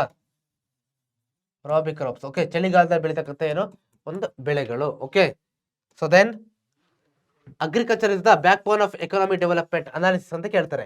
ಕೃಷಿಯು ನಮ್ಮ ದೇಶದ ಏನಾಗಿದೆ? ಬ್ಯಾಕ್ ಬೋನ್ ಆಗಿದೆ. ಓಕೆ, ಬೆನ್ನೆಲುಬಾಗಿದೆ. ಹೇಗೆ ಅಂತ ಕೇಳ್ತಾರೆ. ಫಸ್ಟ್ ಥಿಂಗ್ ನೋಡಿ, it is an ancient primary occupation. So ಯಾವಾಗ ಇಂಡಸ್ ವ್ಯಾಲಿ ಸಿವಿಲೈಸೇಷನ್ ಅಂತ ಬರುತ್ತಲ್ವಾ, ಅಲ್ಲಿಂದಲೂ ಕೂಡ ಅಲ್ಲಿಂದ ಮೊಟ್ಟ ಮೊದಲಿಗೆ ಸ್ಟಾರ್ಟ್ ಆದಂತ ಆಕ್ಯುಪೇಷನ್ ಉದ್ಯೋಗ ಯಾವ್ದಪ್ಪ ಅಂದ್ರೆ ಈ ಒಂದು ಅಗ್ರಿಕಲ್ಚರ್, ಕೃಷಿ ಇವತ್ತಿಗೂ ಇದೆ. ಓಕೆ, ಹಾಗಾಗಿ ಇದನ್ನ ಏನ್ಷಿಯಂಟ್ ಪ್ರಾಚೀನ ಕಾಲದಿಂದ ಇರ್ತಕ್ಕಂಥ ಮೊಟ್ಟ ಮೊದಲ ಉದ್ಯೋಗ ಯಾವ್ದಪ್ಪ ಅಂದ್ರೆ ಕೃಷಿ ಅಂತ ಕರಿತೀವಿ. ಓಕೆ, ಇದೇನ್ ಮಾಡುತ್ತೆ? ಲೈವ್ಲಿಹುಡ್, ಮನುಷ್ಯರು ಜೀವನ ನಡೆಸಲಿಕ್ಕೆ ಬದುಕಲಿಕ್ಕೆ ಬೇಕಾದಂತ ಮುಖ್ಯ ಒಂದು ಅವಕಾಶಗಳನ್ನ ಕೊಡ್ತಾ ಹೋಗುತ್ತೆ. ಓಕೆ, ಅದಾದ್ಮೇಲೆ ಎಂಪ್ಲಾಯ್ಮೆಂಟ್ ಅಪರ್ಚುನಿಟೀಸ್ ಕೊಡ್ತಾ ಹೋಗುತ್ತೆ. ಸ್ಪೆಷಲಿ ಹಳ್ಳಿ ಭಾಗದಲ್ಲಿ ಇರ್ತಕ್ಕಂಥ ಜನಗಳಿಗೆ ಉದ್ಯೋಗ ಕೊಡ್ತಾ ಹೋಗುತ್ತೆ. ಓಕೆ, ಫಾರಿನ್ ಎಕ್ಸ್ಚೇಂಜ್ ಅರ್ನಿಂಗ್ಸ್ಗೆ ಏನ್ ಮಾಡುತ್ತೆ ಅಂದ್ರೆ ಕೆಲವೊಂದು ವಸ್ತುಗಳನ್ನ ಏನ್ ಮಾಡೋದು, ಫಾರಿನ್ ಅಲ್ಲಿ ನಾವು ಎಕ್ಸ್ಚೇಂಜ್ ಕೂಡ ಮಾಡ್ತಾ ಹೋಗ್ಬೋದು. ಓಕೆ, ರಫ್ತು ಮಾಡ್ಬಿಟ್ಟು then it serve as a source of income. Okay, ಅಂತ ಜನಗಳಿಗೆ ಏನಾಗುತ್ತೆ ಇದು ಸೋರ್ಸ್ ಆಫ್ ಇನ್ಕಮ್ ಆಗಿ ವರ್ಕ್ ಮಾಡುತ್ತೆ. ಓಕೆ, ಮತ್ತೆ ಎಷ್ಟೋ ಇಂಡಸ್ಟ್ರಿಗಳಿಗೆ ಏನ್ ಕೊಡುತ್ತೆ? ರಾ ಮೆಟೀರಿಯಲ್ಸ್ ಗಳನ್ನ ಕೊಡುತ್ತೆ, ಕಚ್ಚಾ ವಸ್ತುಗಳನ್ನ ಕೊಡುತ್ತೆ. ಓಕೆ, ಫಾರಿನ್ ಜೊತೆ ಎಕ್ಸ್ಚೇಂಜ್ ಮಾಡ್ಕೋಬಹುದು, ಮತ್ತೆ ಎಕನಾಮಿಕ್ ಪ್ರೋಗ್ರೆಸ್ಗೆ ಹೆಲ್ಪ್ ಮಾಡ್ತಾ ಹೋಗುತ್ತೆ. ಓಕೆ, ಸೊ ಇದಿಷ್ಟು ಕೂಡ ಮೋಸ್ಟ್ ಇಂಪಾರ್ಟೆಂಟ್ ಪಾಯಿಂಟ್ಸ್ಗಳು. ಇದು 2 ಮಾರ್ಕ್ಸ್ ಕೇಳ್ತಾರೆ. ಕ್ಲಿಯರ್? ಸೊ ನಂತರ what are the difference between static and dynamic economy? Okay, ಇದು 3 ಮಾರ್ಕ್ಸ್ ಅಥವಾ 2 ಮಾರ್ಕ್ಸ್ ಕೇಳಬಹುದು. ಕ್ಲಿಯರ್? ಸ್ಟ್ಯಾಟಿಕ್ ಎಕಾನಮಿ ಮತ್ತೆ ಡೈನಾಮಿಕ್ ಎಕಾನಮಿಗೆ ಇರ್ತಕ್ಕಂಥ ವ್ಯತ್ಯಾಸ ಏನಂತ ಕೇಳ್ತಾರೆ. ಓಕೆ, ಸ್ಟ್ಯಾಟಿಕ್ ಅಂತಂದ್ರೆ ಈ ವರ್ಡ್ ಅನ್ನ ಸ್ಟ್ಯಾಟಿಕ್ ಅನ್ನೋದನ್ನ ಸ್ಟ್ಯಾಟಿಕ್ ಅಂತಕ್ಕಂಥ ಗ್ರೀಕ್ ವರ್ಡ್ ಇಂದ ತಗೊಂಡಿದ್ದಾರೆ. ಸೊ ಅದರ ಮೀನಿಂಗ್ ಏನ್ ಬರ್ತಪ್ಪ ಅಂದ್ರೆ ಸ್ಟ್ಯಾಂಡ್ ಸ್ಟಿಲ್ ಅಂತಂದ್ರೆ ಏನು ಬದಲಾವಣೆನೇ ಇಲ್ಲ, ಸ್ಟಿಲ್ ಒಂದೇ ಕಡೆ ನಿಂತಿರೋದು, ಬದಲಾವಣೆನೇ ಇಲ್ಲದೆ ಇರ್ತಕ್ಕಂಥದ್ದನ್ನ ನಾವು ಎಂದು ಕರಿತೀವಿ ಸ್ಟ್ಯಾಟಿಕ್ ಅಂತ ಹೇಳ್ಬಿಟ್ಟು ಕರೆದ್ರೆ. Refers to an economy with no changes. Okay, so ನೋಡಿ ಇದು second point, economy with no changes. Okay, economically ಯಾವುದೇ ರೀತಿ ಚೇಂಜಸ್ ಇಲ್ಲ, ಪಾಸಿಟಿವ್ ಇಲ್ಲ, ನೆಗೆಟಿವ್ ಇಲ್ಲ. Okay, timeless with no economic growth, economic components remain unchanged, ಏನು ಬದಲಾವಣೆನೇ ಆಗ್ತಾನೆ ಇರುತ್ತಲ್ವಾ ಅದನ್ನ ನಾವು ಸ್ಟ್ಯಾಟಿಕ್ ಅಂತ ಕರಿತೀವಿ. ಸೊ ಆಮೇಲೆ ಇನ್ನೊಂದು ವಿಚಾರ, ಡೈನಾಮಿಕ್ ಎಕಾನಮಿ ಅಂತ ಬರುತ್ತೆ. ಸೊ ಡೈನಾಮಿಕ್ ಅನ್ನ ಇದನ್ನು ಕೂಡ ಗ್ರೀಕ್ ವರ್ಡ್ ಅನ್ನ ಯಾವುದು ಡೈನಾಮಿಕೋಸ್ ಅಂತಕ್ಕಂಥ ಒಂದು ವರ್ಡ್ ಇಂದ ಪಡ್ಕೊಂಡು ಇದ್ದಾರೆ. ಓಕೆ, ಸೊ ಅದಾದ್ಮೇಲೆ ಸೊ ಪವರ್ಫುಲ್ ಚೇಂಜ್, ಇದರ ಮೀನಿಂಗ್ ಏನ್ ಬರುತ್ತಪ್ಪ ಅಂದ್ರೆ ಪವರ್ಫುಲ್ ಚೇಂಜ್ ಅಂತ ಬರುತ್ತೆ. ಆಮೇಲೆ ಸ್ಟಡೀಸ್ ಕಂಟಿನ್ಯೂಸ್ ಚೇಂಜಸ್ ಇಂದ ಎಕಾನಮಿ ಓವರ್ ಟೈಮ್, ಇಲ್ಲಿ ಏನಾಗ್ತಾ ಇರುತ್ತೆ ಚೇಂಜಸ್ ಆಗ್ತಲೇ ಇರುತ್ತೆ, ಪಾಸಿಟಿವ್ ನೆಗೆಟಿವ್ ಬಟ್ ಚೇಂಜ್ ಅನ್ನೋದು ಆಗ್ತಲೇ ಇರುತ್ತೆ. Okay, so then economic components constantly evolve, economic growth varies year to year. Okay, ವರ್ಷದಿಂದ ವರ್ಷಕ್ಕೆ ಏನಾಗ್ತಾ ಇರುತ್ತೆ, ಇದು ಬದಲಾವಣೆ ಆಗ್ತಲೇ ಹೋಗುತ್ತೆ. ಓಕೆ, ಸ್ಪೆಷಲಿ ಸ್ಟ್ಯಾಟಿಕ್ ಎಕಾನಮಿ ಯಾವಾಗಿತ್ತಪ್ಪ ಅಂತಂದ್ರೆ ಬ್ರಿಟಿಷ್ ಸ್ವಾತಂತ್ರ್ಯ ಬರೋಕ್ಕಿಂತ ಮುಂಚೆ ಸ್ಟ್ಯಾಟಿಕ್ ಎಕಾನಮಿ ಆಗಿತ್ತು. ಆಮೇಲೆ ಸ್ವಾತಂತ್ರ್ಯ ಬಂದಾದ್ಮೇಲೆ ಅದು ಡೈನಾಮಿಕ್ ಎಕಾನಮಿ ಆಗಿದೆ ನಮ್ಮ ದೇಶದ್ದು. Okay, so then the secondary sector is also coloured as, ಏನಂತ ಕರಿತೀವಿ ಸೆಕೆಂಡರಿ ಸೆಕ್ಟರ್ ನ ಇನ್ನೊಂದು ಹೆಸರಿನ ಕರಿತೀವಿ, ಏನಂತ ಕರಿತೀವಿ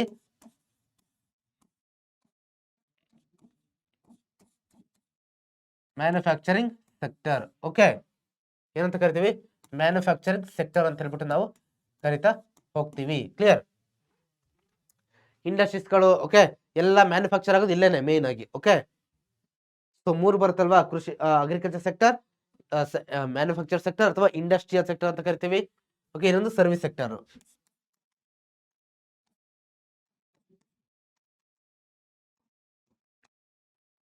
ಯಾವ್ದು ಬೇಕಾದ್ರೂ ಬರಿಬಹುದು, ನಿಮ್ಮ ಇಷ್ಟ. ಕ್ಲಿಯರ್, ಸೊ ಕ್ಲಿಯರ್ ಆಗಿದೆಯಲ್ಲ ನಿಮಗೆ. ಸೊ ನಂತರ ನೋಡಿ what is private sector, give example ಅಂತ ಕೇಳ್ತಾರೆ. ನೋಡಿ ಪ್ರೈವೇಟ್ ಸೆಕ್ಟರ್ ಅಂತಂದ್ರೆ ಏನಪ್ಪಾ ಅಂದ್ರೆ related to individual and private companies. Okay, ಯಾವುದು ಸರ್ಕಾರದ ಆಡಳಿತದಲ್ಲಿ ಇರೋದಿಲ್ವೋ, ನಿಯಂತ್ರಣದಲ್ಲಿ ಇರೋದಿಲ್ವೋ, ಇಂಡಿವಿಜುವಲ್ ವೈಯಕ್ತಿಕ ವ್ಯಕ್ತಿಗಳು ನಡೆಸ್ತಾ ಇರ್ತಾರೋ ಅದನ್ನ ನಾವು ಏನಂತ ಕರಿತೀವಿ ಪ್ರೈವೇಟ್ ಸೆಕ್ಟರ್ ಅಂತ ಹೇಳ್ಬಿಟ್ಟು ಕರಿತಾ ಹೋಗ್ತೀವಿ. ಓಕೆ, ಹಲವಾರು ಇದೆ. ಸೊ ಹೆಸರು ಕೇಳಿದ್ದೀರಾ ನೋಡಿ, ಟಾಟಾ, ಬಿರ್ಲಾ, ಜಿಂದಾಲ್, ಮಹೀಂದ್ರ, ರಿಲಯನ್ಸ್ ಇವೆಲ್ಲ ಕೂಡ ಏನ್ ಮಾಡ್ತಾ ಇರೋದು ಇಂಡಿವಿಜುವಲ್ ವ್ಯಕ್ತಿಗಳು ವೈಯಕ್ತಿಕವಾಗಿ ನಡೆಸ್ತಾ ಇರ್ತಕ್ಕಂಥದ್ದು, ಇವೆಲ್ಲ ಪ್ರೈವೇಟ್ ಸೆಕ್ಟರ್ ಅಂಡರ್ಲಿ ಬರ್ತಾ ಹೋಗುತ್ತೆ. Then write about the importance of agriculture sector in India. Okay, ಭಾರತದಲ್ಲಿ ಕೃಷಿ ಕ್ಷೇತ್ರದ ಅಗ್ರಿಕಲ್ಚರ್ ಕ್ಷೇತ್ರದ ಮಹತ್ವ ಏನು ಅಂತ ಕೇಳ್ತಾರೆ. ಸೊ ಒಂದು ಲೈವ್ಲಿಹುಡ್ಗೆ ಸಪೋರ್ಟ್ ಮಾಡುತ್ತೆ ಡೈರೆಕ್ಟ್ಲಿ ಅಥವಾ ಇಂಡೈರೆಕ್ಟ್ ಆಗಿ. ಓಕೆ, ಲೈಕ್ ರಾ ಮೆಟೀರಿಯಲ್ಸ್ ಕೊಡ್ತಾ ಹೋಗುತ್ತೆ. ಸೆಕೆಂಡು ಫಾರ್ ಆಗ್ರೋ ಬೇಸ್ಡ್ ಇಂಡಸ್ಟ್ರೀಸ್ಗಳಿಗೆ. ಸೊ ದೆನ್ ಫುಡ್ ಕೊಡುತ್ತೆ ಯಾರಿಗೆ ಹ್ಯೂಮನ್ಸ್ಗೆ, ಆಮೇಲೆ ಅನಿಮಲ್ಸ್ಗೆ ಮೇವನ್ನ ಕೊಡುತ್ತೆ. ಆಮೇಲೆ ಜನರೇಟ್ಸ್ ಗವರ್ನಮೆಂಟ್ ರೆವೆನ್ಯೂ. ಓಕೆ, ಸರ್ಕಾರಕ್ಕೆ ಆದಾಯವನ್ನು ತಂದು ಕೊಡುತ್ತೆ. ಫಾರಿನ್ ಜೊತೆ ಎಕ್ಸ್ಚೇಂಜ್ ಮಾಡ್ಕೊಂಡು ಆದಾಯ ಗಳಿಸ್ಬೋದು. ಆಮೇಲೆ ಏನ್ ಮಾಡುತ್ತೆ ಫಾರ್ಮರ್ಸ್ಗೂ ಕೂಡ ಕ್ಯಾಪಿಟಲ್ ಫಾರ್ಮೇಶನ್ ಮಾಡೋದಕ್ಕೆ, ಸೇವಿಂಗ್ಸ್ ಮಾಡೋದಕ್ಕೆ ತುಂಬಾ ಹೆಲ್ಪ್ ಆಗುತ್ತೆ. Okay, so then what are the principles of management. Okay, what are the principles of management ಅಂತ ಕೇಳ್ತಾರೆ, ಯಾವ್ದು ಅಂತ. ಒಂದು ನೋಡ್ತಾ ಹೋಗಿ division of work, authority and responsibility. Okay, then third one discipline, unity of command, direction. Okay, ಅಂತಂದ್ರೆ ಇವೆಲ್ಲ ಏನ್ ಹೇಳಿ ನೋಡಿ ಎಷ್ಟು ಪಾಯಿಂಟ್ಸ್ ಇದೆ, ಟೋಟಲ್ 11 ಪಾಯಿಂಟ್ಸ್ ಇದೆ. ಓಕೆ, ಸೊ ಇದು ನಿಮಗೆ 3ಗಾದ್ರೂ ಕೇಳ್ಬೋದು ಅಥವಾ 4 ಮಾರ್ಕ್ಸ್ಗಾದ್ರೂ ಕೇಳ್ಬೋದು, ಯಾವ್ದು ಕೇಳಿದ್ರು ನಿಮಗೆ ಬರೀಲಿಕ್ಕೆ ಕ್ಲಿಯರ್ ಆಗಿ ಗೊತ್ತಿರಬೇಕು. ಅಲ್ಲಿ ನೋಡ್ತಾ ಹೋಗಿ. ಓಕೆ, ಏನೋ ಒಂದು ಮ್ಯಾನೇಜ್ಮೆಂಟ್ ಮಾಡಬೇಕು ಅಂತಂದ್ರೆ ಅಲ್ಲಿ ಮುಖ್ಯವಾಗಿ ಏನೇನು ಬೇಕು ಅಂತ ಕೇಳ್ತಾ ಹೋಗಿದ್ದಾರೆ. ಓಕೆ, ಸೊ 11 ಪಾಯಿಂಟ್ಸ್ ಇದೆ ಟೋಟಲಿ. ಸೊ ನಿಮ್ಗೆ ಯಾವ್ದು ನೆನಪಿರುತ್ತೋ ಅಟ್ಲೀಸ್ಟ್ ಒಂದು 8 ನೆನಪಿಟ್ಕೊಳ್ಳೋಕೆ ಟ್ರೈ ಮಾಡಿ. Then describe the administrative system of Akbar. ಅಕ್ಬರ್ನ ಒಂದು ಅಡ್ಮಿನಿಸ್ಟ್ರೇಟಿವ್ ಸಿಸ್ಟಮ್ ಹೇಗಿತ್ತು ಅದರ ಬಗ್ಗೆ ತಿಳಿಸಿ ಅಂತ ಕೇಳ್ತಾರೆ. Okay, first thing divided the empire into central province and pargana levels for administrative ease. Okay, so ಅವನು ತನ್ನ ಸಾಮ್ರಾಜ್ಯವನ್ನ ಏನಂತ ಡಿವೈಡ್ ಮಾಡಿದ್ದ, ಸೆಂಟ್ರಲ್, ಪ್ರಾವಿನ್ಸ್, ಪರಗಣ. ಸೊ ಇವತ್ತು ಯಾವ ರೀತಿ ನಾವು ದೇಶ, ರಾಜ್ಯ, ಜಿಲ್ಲೆ, ತಾಲೂಕು, ಹೋಬಳಿ ಅಂತ ಡಿವೈಡ್ ಮಾಡ್ತೀವಲ್ವಾ, ಸೊ ಆ ರೀತಿ ಆವಾಗ ಅಕ್ಬರ್ನ ಕಾಲದಲ್ಲಿ ಸೆಂಟ್ರಲ್ ಅಂತಂದ್ರೆ ಮೇನ್ ಸೆಂಟ್ರಲ್ ಗೌರ್ಮೆಂಟ್ ರೀತಿ, ಪ್ರಾವಿನ್ಸ್ ಅಂತಂದ್ರೆ ರಾಜ್ಯಗಳ ರೀತಿ, ಅದರೊಳಗಡೆ ಪರಗಣ ಅಂತ ಡಿವೈಡ್ ಮಾಡಿದ್ದ. ಓಕೆ, ಆಮೇಲೆ ಮನ್ಸಬ್ದಾರಿ ಸಿಸ್ಟಮ್ ಅನ್ನ ಏನ್ ಮಾಡಿದ್ದ ಜಾರಿಗೆ ತಂದಿದ್ದ. ಸೊ ಅದಾದ್ಮೇಲೆ Akbar was the emperor, military commander, executive head and chief justice. Okay, ಎಲ್ಲ ಮುಖ್ಯ ಹುದ್ದೆಗಳನ್ನ ಇವನೇ ಅಲಂಕರಿಸಿಕೊಂಡಿದ್ದ. ಓಕೆ, ರಾಜ ಆಗಿದ್ದ, ಮಿಲಿಟರಿ ಕಮಾಂಡ್ ಇವನ ಹತ್ರನೇ ಇತ್ತು, ಯಾರ ಮೇಲೆ ಯುದ್ಧ ಮಾಡಬೇಕು, ಮಿಲಿಟರಿ ಹೇಗಿರ್ಬೇಕು ಅನ್ನೋದು. ಆಮೇಲೆ ಚೀಫ್ ಜಸ್ಟಿಸ್, ಓಕೆ, ಮುಖ್ಯ ನ್ಯಾಯವನ್ನ ಇವನೇ ಕೊಡ್ತಾ ಇದ್ದ. ಓಕೆ, ಸೊ ದೆನ್ ಅದಾದ್ಮೇಲೆ 4 ಜನ ಮಿನಿಸ್ಟರ್ಸ್ಗಳಿದ್ರು ಇವನಿಗೆ ಹೆಲ್ಪ್ ಮಾಡ್ಲಿಕ್ಕೆ, ಈ ಒಂದು ಆಡಳಿತ ನಡೆಸಕ್ಕೆ. ಯಾರ್ಯಾರು, ವಕೀಲ್, ದಿವಾನ್, ಆಮೇಲೆ ಬಕ್ಷಿ ಮತ್ತೆ ಚೀಫ್ ಸದರ್. ಓಕೆ, ಇವ್ರು 4 ಜನ ಯಾರಿದ್ರು ಮಿನಿಸ್ಟರ್ಸ್ಗಳಿದ್ರು. ಸೊ ಅದಾದ್ಮೇಲೆ divided the empire into 15 provinces. Subhash ಅಂತ ಹೇಳ್ಬಿಟ್ಟು ನಾವು ಇವ್ರನ್ನ ಕರಿತಾ ಹೋಗ್ತೀವಿ, ಆ 15 ಪ್ರಾವಿನ್ಸಸ್ ಏನಿತ್ತು ಅದನ್ನ. ಓಕೆ, ಸೊ ಆಮೇಲೆ each district had a faujdar, amalguzar and okay ಬಿಚ್ಕಿಲಿ. ಓಕೆ ಸೊ ಅಂದ್ರೆ ಅವುಗಳನ್ನ ಒಂದು ನೋಡ್ಕೊಳ್ಳಿಕ್ಕೆ ಆಡಳಿತವನ್ನು ನಡೆಸಲಿಕ್ಕೆ ಅಧಿಕಾರಿಗಳು. ಆಮೇಲೆ parganas were managed by shiqdar, amil, potdar ಮತ್ತೆ qanungo. Okay so then established military ranks called mansabs overseen by mansabdars. So ಅದಾದ್ಮೇಲೆ the army included infantry, cavalry, elephant units and artillery, a separate department dagh mahali and branded horses. Okay ಅಂತಂದ್ರೆ ತನ್ನ ಮಿಲಿಟರಿಯಲ್ಲಿ ನೀವು ನೋಡಿದಿರಾ ಕುದುರೆ ದಳ, ಆಮೇಲೆ ಆನೆಯ ಅಂತ ಒಂದು ಆನೆಯ ಒಂದು ಸೈನ್ಯ, ಓಕೆ ಮತ್ತೆ ಸೈನಿಕರ ಸೈನ್ಯ, ಇದೆಲ್ಲ ಕೂಡ ಆ ಟೈಮಲ್ಲಿ ಅಕ್ಬರ್ ತನ್ನ ಸಾಮ್ರಾಜ್ಯದಲ್ಲಿ ಹೊಂದಿದ್ದ ತನ್ನ ಸೈನ್ಯದಲ್ಲಿ ಅಂತ ಹೇಳ್ತಾ ಹೋಗ್ತಾರೆ. Okay so then who are the Sikhs and what is their sacred text. Okay Guru Nanak. Okay answer ನೋಡಿ, Guru Nanak his followers are called Sikhs ಅಂತಂದ್ರೆ ಯಾರಪ್ಪ ಅಂದ್ರೆ ಗುರು ನಾನಕ್ ಅವರ ಅನುಯಾಯಿಗಳನ್ನ ನಾವು ಸಿಕ್ಕರು ಅಂತ ಹೇಳ್ಬಿಟ್ಟು ಕರಿತೀವಿ. ಇವರ ಒಂದು ಪವಿತ್ರ ಗ್ರಂಥ ಸ್ಯಾಕ್ರೆಡ್ ಟೆಕ್ಸ್ಟ್ ಯಾವ್ದಪ್ಪ ಅಂದ್ರೆ ಗ್ರಂಥ ಸಾಹಿಬ್, ಗುರು ಗ್ರಂಥ ಸಾಹಿಬ್ ಅಂತ ನಾವು ಕರಿತಾ ಹೋಗ್ತೀವಿ. ಓಕೆ ಸಿಕ್ಕರು, ಗುರು ನಾನಕ್ ಸಿಕ್ಕರು, ಇದು ನಮಗೆ ಕ್ಲಿಯರ್ ಆಗಿ ಗೊತ್ತಿರಬೇಕು. ಸೊ ಅದಾದ್ಮೇಲೆ who is called as the father of renaissance, ಯಾರನ್ನ ಕರಿತೀವಿ ಫಾದರ್ ಆಫ್ ರೆನೈಸೆನ್ಸ್ ಅಂತ ಹೇಳಿ ನೋಡುವ ಕಮೆಂಟ್ ಸೆಕ್ಷನ್ ಅಲ್ಲಿ. ಪೆಟ್ರಾರ್ಕ್. ಓಕೆ ಇವರನ್ನ ನಾವು ಫಾದರ್ ಆಫ್ ರೆನೈಸೆನ್ಸ್ ಅಂತ ಕರಿತೀವಿ. Okay what are the causes for the industrial revolution. Okay ಕೈಗಾರಿಕಾ ಕ್ರಾಂತಿಯ ಕಾರಣಗಳೇನು ಅಂತ ಕೇಳ್ತಾರೆ. ಒಂದು, ಈ ರೆನೈಸೆನ್ಸ್ ಬದಲಾವಣೆ ಏನಾಯ್ತು, ಸೈಂಟಿಫಿಕ್ ಇನ್ವೆನ್ಷನ್ಸ್ ಇಂದ ಏನಾಗಿತ್ತು, ಇನ್ಸ್ಪೈರ್ ಆಗಿತ್ತು. ಓಕೆ ಮಷಿನ್ಗಳನ್ನ ಪ್ರೊಡಕ್ಷನ್ ಮಾಡೋದಾಗಿರ್ಬೋದು, ಏನಿಲ್ಲ ಸಿಂಪಲ್ ಆಗಿ ಇಂಡಸ್ಟ್ರಿಯಲ್ ರೆವಲ್ಯೂಷನ್ ಅಂತಂದ್ರೆ ಕೈಗಾರಿಕಾ ಕ್ರಾಂತಿ ಅಂತಂದ್ರೆ ಏನಪ್ಪ ಅಂತಂದ್ರೆ ಮಷಿನ್ಗಳನ್ನ ಅಲ್ಲಿ ಡೆವಲಪ್ಮೆಂಟ್, ಮಷಿನ್ಗಳು ಯಂತ್ರೋಪಕರಣಗಳನ್ನ ಅಲ್ಲಿ ಡೆವಲಪ್ಮೆಂಟ್ ಮಾಡ್ತಾ ಹೋಗ್ತಾರೆ. ಓಕೆ ಸೊ ನೋಡಿ ಮಷಿನ್ ಪ್ರೊಡಕ್ಷನ್ ಅನ್ನೋದು ಜಾಸ್ತಿ ಆಗ್ತಾ ಹೋಗುತ್ತೆ. ಸೊ ಅದಾದ್ಮೇಲೆ colonies increase trade and demanded for finished goods. Okay ಈ ಒಂದು ಫಿನಿಶ್ಡ್ ಗೂಡ್ಸ್ಗೆ ಹೆಚ್ಚಿನ ಒಂದು ಡಿಮ್ಯಾಂಡ್ ಅನ್ನೋದು ಸಿಗ್ತಾ ಹೋಯ್ತು. ಆಮೇಲೆ ರಾ ಮೆಟೀರಿಯಲ್ಸ್ ಕೂಡ ಏನಾಗ್ತಾ ಹೋಯ್ತು ಕಡಿಮೆ ಬೆಲೆಗೆ, ಲೋ ಕಾಸ್ಟ್ಗೆ ಸಿಗ್ತಾ ಹೋಯ್ತು.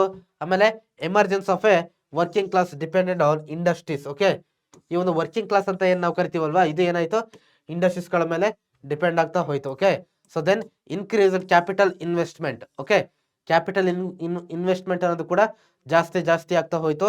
ಪೊಲಿಟಿಕಲ್ ಸ್ಟೆಬಿಲಿಟಿ ಅನ್ನೋದು ಕೂಡ ಇಂಗ್ಲೆಂಡ್ ಅಲ್ಲಿ ಏನಾಗ್ತಾ ಹೋಯ್ತು, ಜಾಸ್ತಿ ಆಗ್ತಾ ಹೋಯ್ತು. ಸೊ ಇದೆಲ್ಲ ಏನಪ್ಪಾ ಅಂದ್ರೆ ಒಂದು ಮುಖ್ಯ ಕಾರಣಗಳು ಇಂಡಸ್ಟ್ರಿಯಲ್ ರೆವಲ್ಯೂಷನ್ಸ್ಗೆ. So then philosophy of blood and iron was advocated by, ಇದು ಯಾರು ಕೊಟ್ಟಿದ್ದು, ಈ ಒಂದು ಫಿಲಾಸಫಿನ ಯಾರು ಕೊಟ್ಟಿದ್ದು ಅಂತ ಕೇಳ್ತಾರೆ. ಒಂದ್ ಮರ್ಸಿ ಯಾರು, Otto von Bismarck. Okay Otto von Bismarck ಇವರು ಏನ್ ಮಾಡಿದ್ದು, ಇವತ್ತು ಬ್ಲಡ್ ಅಂಡ್ ಐರನ್ ಅಂತಕ್ಕಂಥ ಒಂದು ಫಿಲಾಸಫಿಯನ್ನ ಕೊಟ್ಟರು. ಮತ್ತೆ ಇವ್ರನ್ನ ಐರನ್ ಮ್ಯಾನ್ ಆಫ್ ವರ್ಲ್ಡ್ ಅಂತ ಹೇಳ್ಬಿಟ್ಟು ನಾವು ಕರಿತಾ ಹೋಗ್ತೀವಿ. ಸೊ ದೆನ್ ಅದಾದ್ಮೇಲೆ impacts of French revolution. Okay French revolution ಅನ್ನ ಅನಲೈಸ್ ಮಾಡಿ ಅಂತ ಕೇಳ್ತಾರೆ ಫಸ್ಟ್ ಥಿಂಗ್. ಓಕೆ ಅದರಿಂದ ಏನೇನು ಪ್ರಭಾವ ಆಯ್ತು, ಫ್ರೆಂಚ್ ರೆವಲ್ಯೂಷನ್ ಆದ್ಮೇಲೆ ಏನೇನು ಬದಲಾವಣೆ ಆಯ್ತು ಅನ್ನೋದನ್ನ ಅನಲೈಸ್ ಮಾಡಿ ಅಂತ ಕೇಳ್ತಾರೆ. ಒಂದು, increase the demand for machines due to industrial changes. ಕೈಗಾರಿಕಾ ಕ್ರಾಂತಿ ಚೆನ್ನಾಗಿ ಬಂದಿರೋದ್ರಿಂದ ಡಿಮ್ಯಾಂಡ್ ಜಾಸ್ತಿ ಆಯ್ತು. ಯಾವುದಕ್ಕೆ, ಮಷಿನ್ಗಳಿಗೆ ಡಿಮ್ಯಾಂಡ್ ಅನ್ನೋದು ಜಾಸ್ತಿ ಆಗ್ತಾ ಹೋಯ್ತು. So then economic and social transformation ಜಾಸ್ತಿ ಬದಲಾವಣೆ ಆಗ್ತಾ ಹೋಯ್ತು. ಆರ್ಥಿಕವಾಗಿ, ಸಾಮಾಜಿಕವಾಗಿ ಜನರ ಲೈಫ್ ಕೂಡ ಏನಾಗ್ತಾ ಹೋಯ್ತು, ಬದಲಾವಣೆ, ಟ್ರಾನ್ಸ್ಫಾರ್ಮೇಶನ್ ಅನ್ನೋದು ನಾವು ಇಲ್ಲಿ ನೋಡ್ತಾ ಹೋಗ್ಬೋದು. So then new factories were establish, ಹೊಸ ಫ್ಯಾಕ್ಟರಿಗಳನ್ನ ಅಲ್ಲಿ ಏನ್ ಮಾಡ್ತಾರೆ, ಸ್ಥಾಪನೆ ಮಾಡ್ತಾ ಹೋಗ್ತಾರೆ. Then production cost decrease making goods affordable. Okay so ಉತ್ಪಾದನಾ ಖರ್ಚನ್ನ ತುಂಬಾ ಕಮ್ಮಿ ಮಾಡಿ, ಓಕೆ ಗೂಡ್ಸ್ ಅನ್ನ ಏನ್ ಮಾಡ್ತಾರೆ, ಅಫೋರ್ಡಬಲ್, ಓಕೆ ಎಲ್ರಿಗೂ ಸಿಗೋಂಗೆ ಮಾಡ್ತಾ ಹೋಗ್ತಾರೆ. Then cottage industries collapsed unable to compete with large factories. Okay ಕೈಗಾರಿಕೆಗಳೆಲ್ಲ ಏನಾಗ್ತಾ ಹೋದ್ರಪ್ಪ ಅಂದ್ರೆ ಕೊಲ್ಯಾಪ್ಸ್ ಆಗ್ತಾ ಹೋದ್ರು. ಯಾಕೆ ಹೇಳಿ, ಯಾಕೆ ಮಿಷಿನ್ಗಳು ಬಂದ್ವಲ್ವಾ, ಮಿಷಿನ್ಗಳು ಬಂದಿದ್ರ ಪರಿಣಾಮವಾಗಿ ಏನಾಯ್ತು, ಈ ಕೈಗಾರಿಕೆಗಳು ದೊಡ್ಡ ಕೈಯಿಂದ ಮಾಡ್ತಕ್ಕಂಥ ಕೈಗಾರಿಕೆಗಳೆಲ್ಲ ಕೊಲ್ಯಾಪ್ಸ್ ಆಗ್ತಾ ಹೋದ್ರು. ಓಕೆ ಆ ಫ್ಯಾಕ್ಟರಿ ಜೊತೆ ಕಾಂಪೀಟ್ ಮಾಡ್ಲಿಕ್ಕೆ ಆಗ್ಲಿಲ್ಲ ಅವರಿಗೆ. So wealth inequality widened. Okay ಆರ್ಥಿಕ ಅಸಮಾನತೆ ಜಾಸ್ತಿ ಆಗ್ತಾ ಹೋಯ್ತು. ಓಕೆ ಅದ್ರ ಪರಿಣಾಮ ಏನಾಯ್ತು, ಈ ಮೈಗ್ರೇಷನ್, ಓಕೆ ಏನಂತ ಹೇಳ್ತೀವಿ, ಒಂದ್ ಜಾಗದಿಂದ ಇನ್ನೊಂದ್ ಜಾಗಕ್ಕೆ ಜನಗಳು ಕೆಲಸ ಹುಡುಕಿ ಹೋಗ್ತಕ್ಕಂಥದ್ದು, ಟೌನ್ ಗಳಿಗೆ ಹೋಗ್ತಕ್ಕಂಥದ್ದು ತುಂಬಾ ಜಾಸ್ತಿ ಆಗ್ತಾ ಹೋಯ್ತು. ಓಕೆ ಕ್ಯಾಪಿಟಲಿಸ್ಟ್ ಕ್ಲಾಸ್ ಅನ್ನೋದು ಕೂಡ ಅಲ್ಲಿಂದ ರೈಸ್ ಆಗ್ತಾ ಹೋಗುತ್ತೆ. ಬಂಡವಾಳ ವರ್ಗ ಅನ್ನೋದು ಅಲ್ಲಿಂದ ಏನಾಗುತ್ತೆ, ಉದಯ ಆಗ್ತಾ ಹೋಗುತ್ತೆ. ಆಮೇಲೆ tension between owners and workers led to class conflict. Okay so ಒಂದು ಕ್ಲಾಸ್ ಕನ್ಫ್ಲಿಕ್ಟ್ ಆಗುತ್ತೆ ಯಾರ ಮಧ್ಯದಲ್ಲಿ, ವರ್ಕರ್ಸ್ ಮತ್ತೆ ಆ ಓನರ್ಸ್ ಗಳ ಮಧ್ಯದಲ್ಲಿ ಒಂದು ಸೊ ಕಾನ್ಫ್ಲಿಕ್ಟ್, ಜಗಳ ಅನ್ನೋದು ಸ್ಟಾರ್ಟ್ ಆಗುತ್ತೆ. ಯಾಕಂದ್ರೆ ಸರಿಯಾಗಿ ಸ್ಯಾಲ್ರಿ ಕೊಡ್ತಾ ಇರಲ್ಲ, ಆ ಎಲ್ಲ ಒಂದು ರೀಸನ್ ಗಳಿಂದ. Okay so then next question 3 marks ನೋಡಿ, name any 6 national political parties ಅಂತ ಕೇಳ್ತಾರೆ. ಯಾವುದೋ ಒಂದು INC, ಇಂಡಿಯನ್ ನ್ಯಾಷನಲ್ ಕಾಂಗ್ರೆಸ್, ಇನ್ನೊಂದು communist party of India, okay.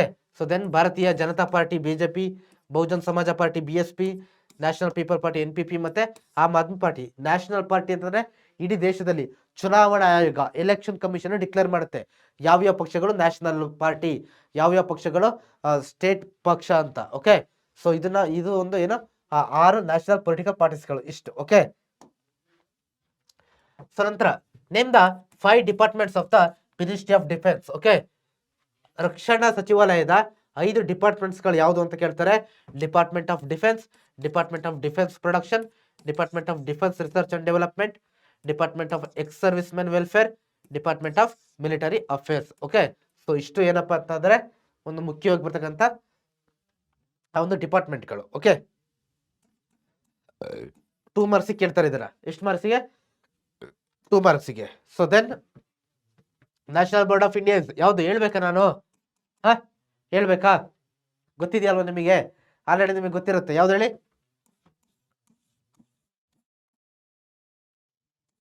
Peacock, okay, ನವಿಲು. Then what are the factors that determine the nationality, ರಾಷ್ಟ್ರೀಯತೆಯನ್ನ ಏನು decide ಮಾಡ್ತಕ್ಕಂಥ ಅಂಶಗಳು ಯಾವ್ದು ಅಂತ ಕೇಳ್ತಾರೆ.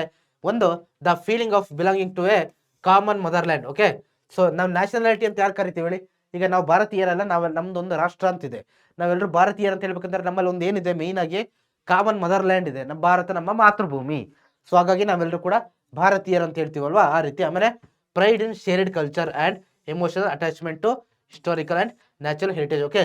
ಮತ್ತೆ ಈಗ ನಮ್ಗೆಲ್ರಿಗೂ ಕೂಡ ಏನಿದೆಪ್ಪ ಅಂದ್ರೆ ಒಂದು ಕಲ್ಚರ್ ಅನ್ನೋದಿದೆ, ಓಕೆ. ಮೇಯ್ನ್ ಆಗಿ ಏನೋ ಒಂದು ಕಲ್ಚರ್ ಅನ್ನೋದಿದೆ, ಸಂಸ್ಕೃತಿ ಅನ್ನೋದಿದೆ, ಒಂದು ಹಿಸ್ಟ್ರಿ ಇದೆ, ಓಕೆ. ನಮ್ಮ ದೇಶಕ್ಕೊಂದು ಹಿಸ್ಟ್ರಿ ಇದೆ. ಸ್ವಾತಂತ್ರ್ಯ ಹೋರಾಟದಲ್ಲಿ ಲಕ್ಷಾಂತರ ಜನ ಏನ್ ಮಾಡಿದ್ದಾರೆ, ಒಂದು ಪ್ರಾಣವನ್ನ ಕೊಟ್ಟು ನಮಗೊಂದು ಏನು ಸ್ವಾತಂತ್ರ್ಯ ಕೊಟ್ಟಿದ್ದಾರೋ ಆ ಸಂಸ್ಕೃತಿ ಮತ್ತೆ ಆ ಇತಿಹಾಸದ ಒಂದು ವಿಚಾರಗಳು ಇದೆಲ್ಲ ಕೂಡ ಏನಪ್ಪಾ ಅಂತಂದ್ರೆ ಪ್ರಭಾವ ಬೀರುತ್ತೆ ಅನ್ನೋದನ್ನ ಕೂಡ ನಾವಿಲ್ಲಿ ನೋಡ್ಬೋದು. Then how the foreign policy is integral part of international relations, okay.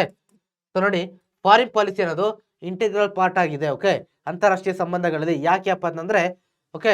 So ನೋಡಿ, ಏನ್ ಮಾಡ್ಬೋದು ಇಲ್ಲಿ? ಇಂಟರ್ನ್ಯಾಷನಲ್ ರಿಲೇಷನ್ಸ್ ಬಗ್ಗೆ ಸ್ಟಡಿ ಮಾಡ್ಬೋದು, ಓಕೆ. ಇಂಟರ್ನ್ಯಾಷನಲ್ ಪೊಲಿಟಿಕ್ಸ್ ಬಗ್ಗೆ ಸ್ಟಡಿ ಮಾಡ್ಬೋದು, ಓಕೆ. ಅದಾದ್ಮೇಲೆ ಇಂಟರ್ನ್ಯಾಷನಲ್ ಆಕ್ಟರ್ಸ್ ಬಗ್ಗೆ, ಮತ್ತೆ foreign policy, war and PS, ನೋಡಿ ಇಷ್ಟೆಲ್ಲ ಏನ್ ಕೊಟ್ಟಿದ್ದೀರಲ್ವಾ.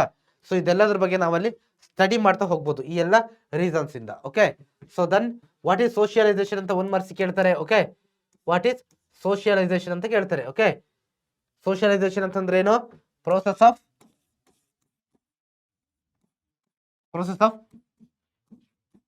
Development into individual into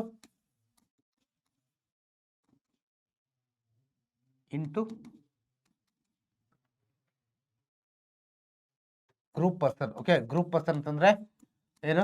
socialise, ಎಲ್ಲರ ಜೊತೆ ಏನು ಒಂದು ಬೆರಿತಾ ಹೋಗೋದಿದೆಯಲ್ವಾ, ಇದನ್ನ ನಾವು ಸಿಂಪಲ್ ಆಗಿ ಸೋಷಿಯಲೈಸೇಷನ್ ಅಂತ ಹೇಳ್ಬಿಟ್ಟು ಹೇಳ್ಬೋದು.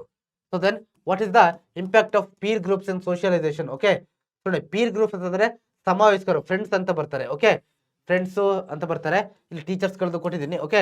ಸೊ ಇಲ್ಲಿ ಫ್ರೆಂಡ್ಸ್ ಅಂತ ತಗೊಳ್ಳಿ. ಫ್ರೆಂಡ್ಸ್ ಅಂತಂದ್ರೆ ನೋಡಿ ಏನ್ ಮಾಡ್ತಾರೆ, ಅವರು ಒಳ್ಳೆ ಬಿಹೇವಿಯರ್ ಅನ್ನ ಡೆವಲಪ್ಮೆಂಟ್ ಮಾಡ್ಲಿಕ್ಕೆ ಹೆಲ್ಪ್ ಮಾಡ್ತಾರೆ, ಹಾರ್ಮೋನಿಗೆ ಹೆಲ್ಪ್ ಮಾಡ್ತಾರೆ, ಓಕೆ.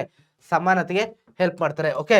ಸೊ ಏನ್ ಮಾಡ್ತಾರಪ್ಪ ಅಂತಂದ್ರೆ ಲವ್, ಟ್ರಸ್ಟ್ ಮತ್ತೆ ಪೇಷನ್ಸ್ಗೆ ಏನ್ ಮಾಡ್ತಾರೆ, ಎಂಪತಿಗೆ, ಈ 4 ವಿಚಾರಗಳಿಗೆ ಏನ್ ಮಾಡ್ತಾರೆ, ಹೆಚ್ಚಿನ ಒಂದು ಈಕ್ವಾಲಿಟಿನ ಕೊಡ್ತಾ ಹೋಗ್ತಾರೆ. ಪೀಸ್ ಅಂತಂದ್ರೆ ಸಮಾವೇಶಕರು, ನಿಮ್ಗೂ ಎಲ್ಲ ಸಮಾವೇಶಕರು ಇದಾರಲ್ವಾ, ಅಂದ್ರೆ ಒಂದೇ ವಯಸ್ಕರು. ಸೊ ಅವ್ರಗಳ ಬಗ್ಗೆ. ಆಮೇಲೆ ಏನ್ ಮಾಡ್ತಾರೆ, ಕೆಲವೊಂದು ಲೈಫ್ ವ್ಯಾಲ್ಯೂಸ್ ಗಳನ್ನ ಅಡಾಪ್ಟ್ ಮಾಡ್ಕೊಳ್ಳಿಕ್ಕೆ ಅವರು ಹೆಲ್ಪ್ ಮಾಡ್ತಾ ಹೋಗ್ತಾರೆ, ಓಕೆ. ಫ್ರೆಂಡ್ಶಿಪ್ ಅಲ್ಲಿ ನಿಮ್ಮ ಫ್ರೆಂಡ್ಸ್ ಇಂದ ನೀವು ತುಂಬಾ ಒಳ್ಳೆ ವಿಚಾರಗಳನ್ನ ಕಲಿತೀರಲ್ವಾ, ಸೊ ಆ ರೀತಿ ಫ್ರೆಂಡ್ಸ್ ಕೂಡ ಇಲ್ಲಿ ಹೆಲ್ಪ್ ಮಾಡ್ತಾ ಹೋಗ್ತಾರೆ. ಆಮೇಲೆ encourage participation in construction activities, okay.